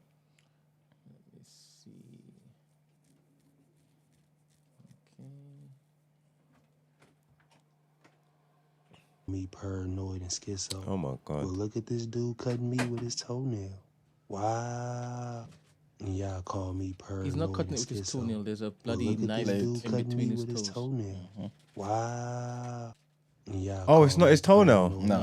How you? Wait, I can't see because the thing's in the way. Are you sure? Yeah, I'm sure. Can you scroll that up a bit? And y'all call me paranoid and schizo. Well, look at this dude cutting me with his toenail. Wow. So why is he doing that for anyway? What? Well, look at this dude cutting me with his toenail.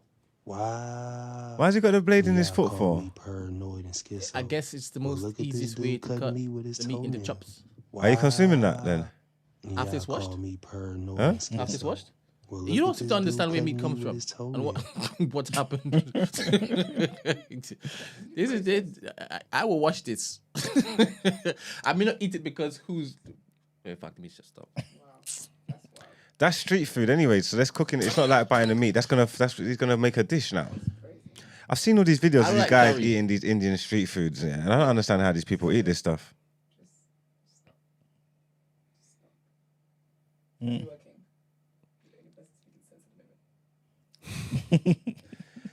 Yeah, I've seen these street food videos going around. These people trying these Indian street food stuff, trying to get Delhi belly. I don't know if they're trying to kill themselves or what. Delhi belly? Yeah, Delhi What's belly. that? When you eat the food and then it runs your belly. Delhi belly. Mm-hmm. Wait, sorry. Are you saying Delhi because it's New Delhi? Yes. Oh my goodness. We don't have this type of standard on this platform. Sorry, what? This guy. We winked. Anyway.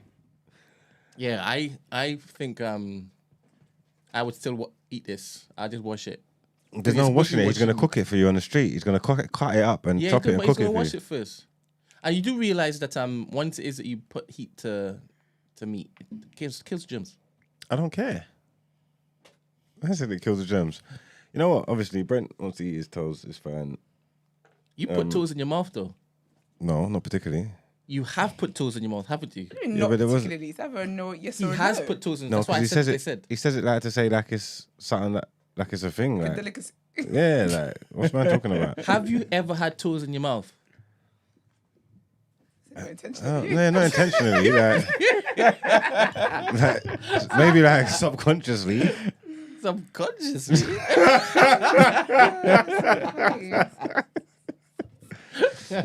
Sometimes one thing leads to another, but that's got nothing to do with street food. So you're gonna walk past that vendor, he's selling his little chicken bits, and then it's time you're gonna order it, yeah. Chicken bits. And then he goes to cut it up for you, and he's using the toe in the blade, and you buy from that man. Are you buying from that man, Brent? I mean, E-man. I need sense in the room. No. Huh? No, I'm not buying it. But he's a vegan. There you Never go. mind. There you go. He's never buying Tesco's finest. I'm safe. Team player though, because he answered that like he wasn't vegan. Okay, would you buy it, Esther? As in like just the meat, or he's cooking it for me?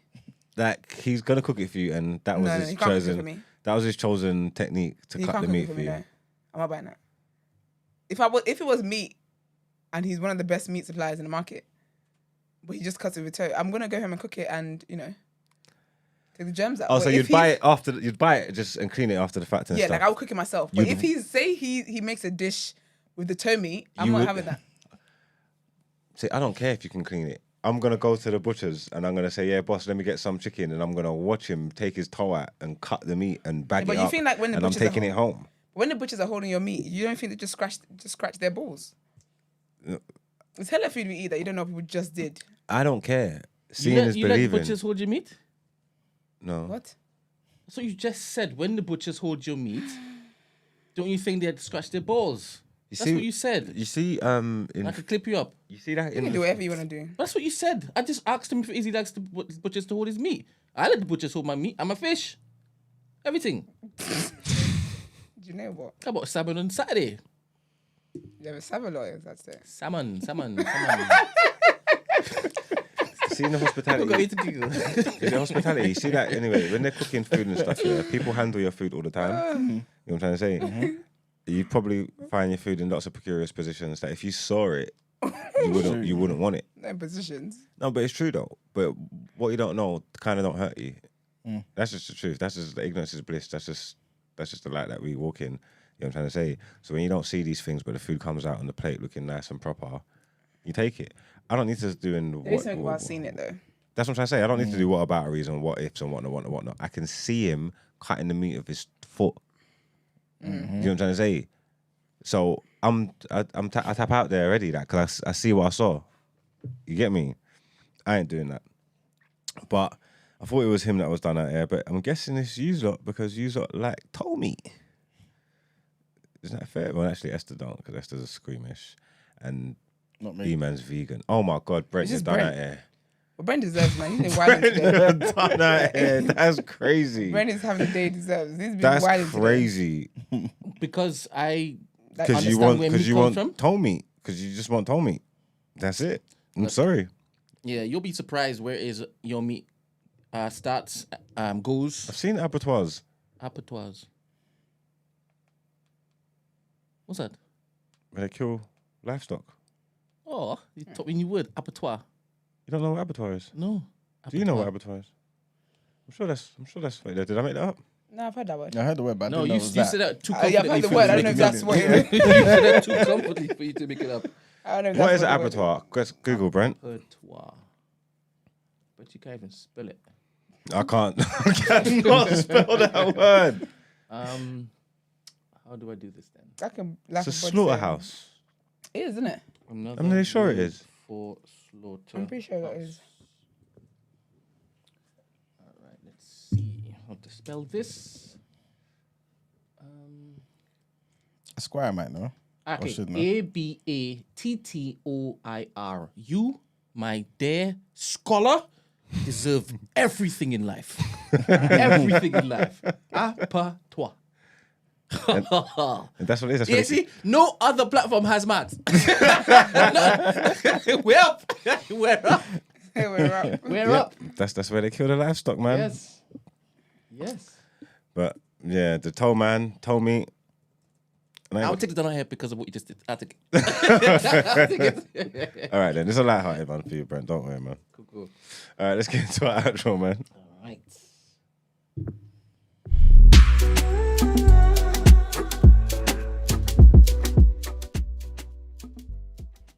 Okay, Royce the 5. Life of Bodge is a definite silent assassin. He's funny. He's been cooking today as well. He's on the smoke. Yeah. He always cooks, to be honest. Just not two meat. Anyway, thank you guys for tuning in. As always, we appreciate you. Brent, you said you had a link for them for the dilemmas. Yes, it Oh, wait, you is- didn't put it up? I thought you was meant like you had it up, and so we might get one during the show or something. Oh, it's That's in the what I thought you meant. description, But from now on, I'm gonna pin it. Didn't you take that to from the it? top. Marks, I'm not here today. Okay. I'm here, but I'm not her. So Right. It's pinned. okay, lovely. So, anyways, we've got a website for you guys to send dilemmas in anonymously, and it's thenewblack.com/TDA. So check that out. I'm sure it'll be in the description boxes as well, so you can Yes. click the link and send your dilemmas in, and you can follow us on social media as well. The Day After TNB on Instagram, X, TikTok, and Discord. And the number to call when we're live via WhatsApp is always preferable if you're not on the Discord, and the number is 075-6484-1073. And if you would like to inquire about the show or feature on the show, our email address is thedayafter@thenewblack.com. All right, pick up Eddie, man. We appreciate your call, but try calling during like the topic of the day, or like people's journal, or word on the road. Don't call in word. Call in. I want him to settle something first. Eddie, listen to my voice, right? I would love for you to record a video, right?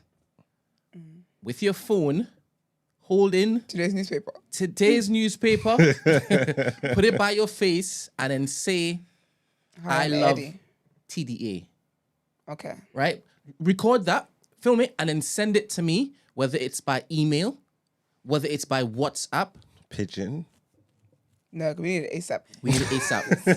Because once it is he's done this, I think the conversation in a chat changes immediately. Yeah, because people basically, Eddie, people are not sure you're a real person. They don't think you exist, Eddie. And I'm Yeah. telling them you do exist. And that's why I said don't call in word of word. Also, we're going to call in to chime into the conversation, not just to say hi. Yeah. We're pressed for time on this side of town. Yeah. Do you get me? So call in with a reason. Yeah. We always like a reason over here, Eddie. Otherwise, Discord is where we have other chats. Yes, you can send a video on Discord too. You can send it to me via DM on Discord. So record it. Again, I'll repeat. Record a video with your phone. Today's newspaper. So it doesn't have to be today's newspapers. It could be any newspapers, to be honest. Yeah, if it was yesterday's, we'll believe you. Or it could just be a piece of paper. Because you might say, I don't have today's newspapers. I don't want this to be difficult for you. So just a piece of paper. And then say, I love TDA. And then send it to me. Your life will change in this TDA experience of ours. He said, okay, cool, we'll do. Love you, Forward in. Eddie. Absolutely love you. Big up, Eddie. Right then. That's that on that. That is absolutely that on that. Have a great Tuesday. We'll see you guys tomorrow. All right. Peace.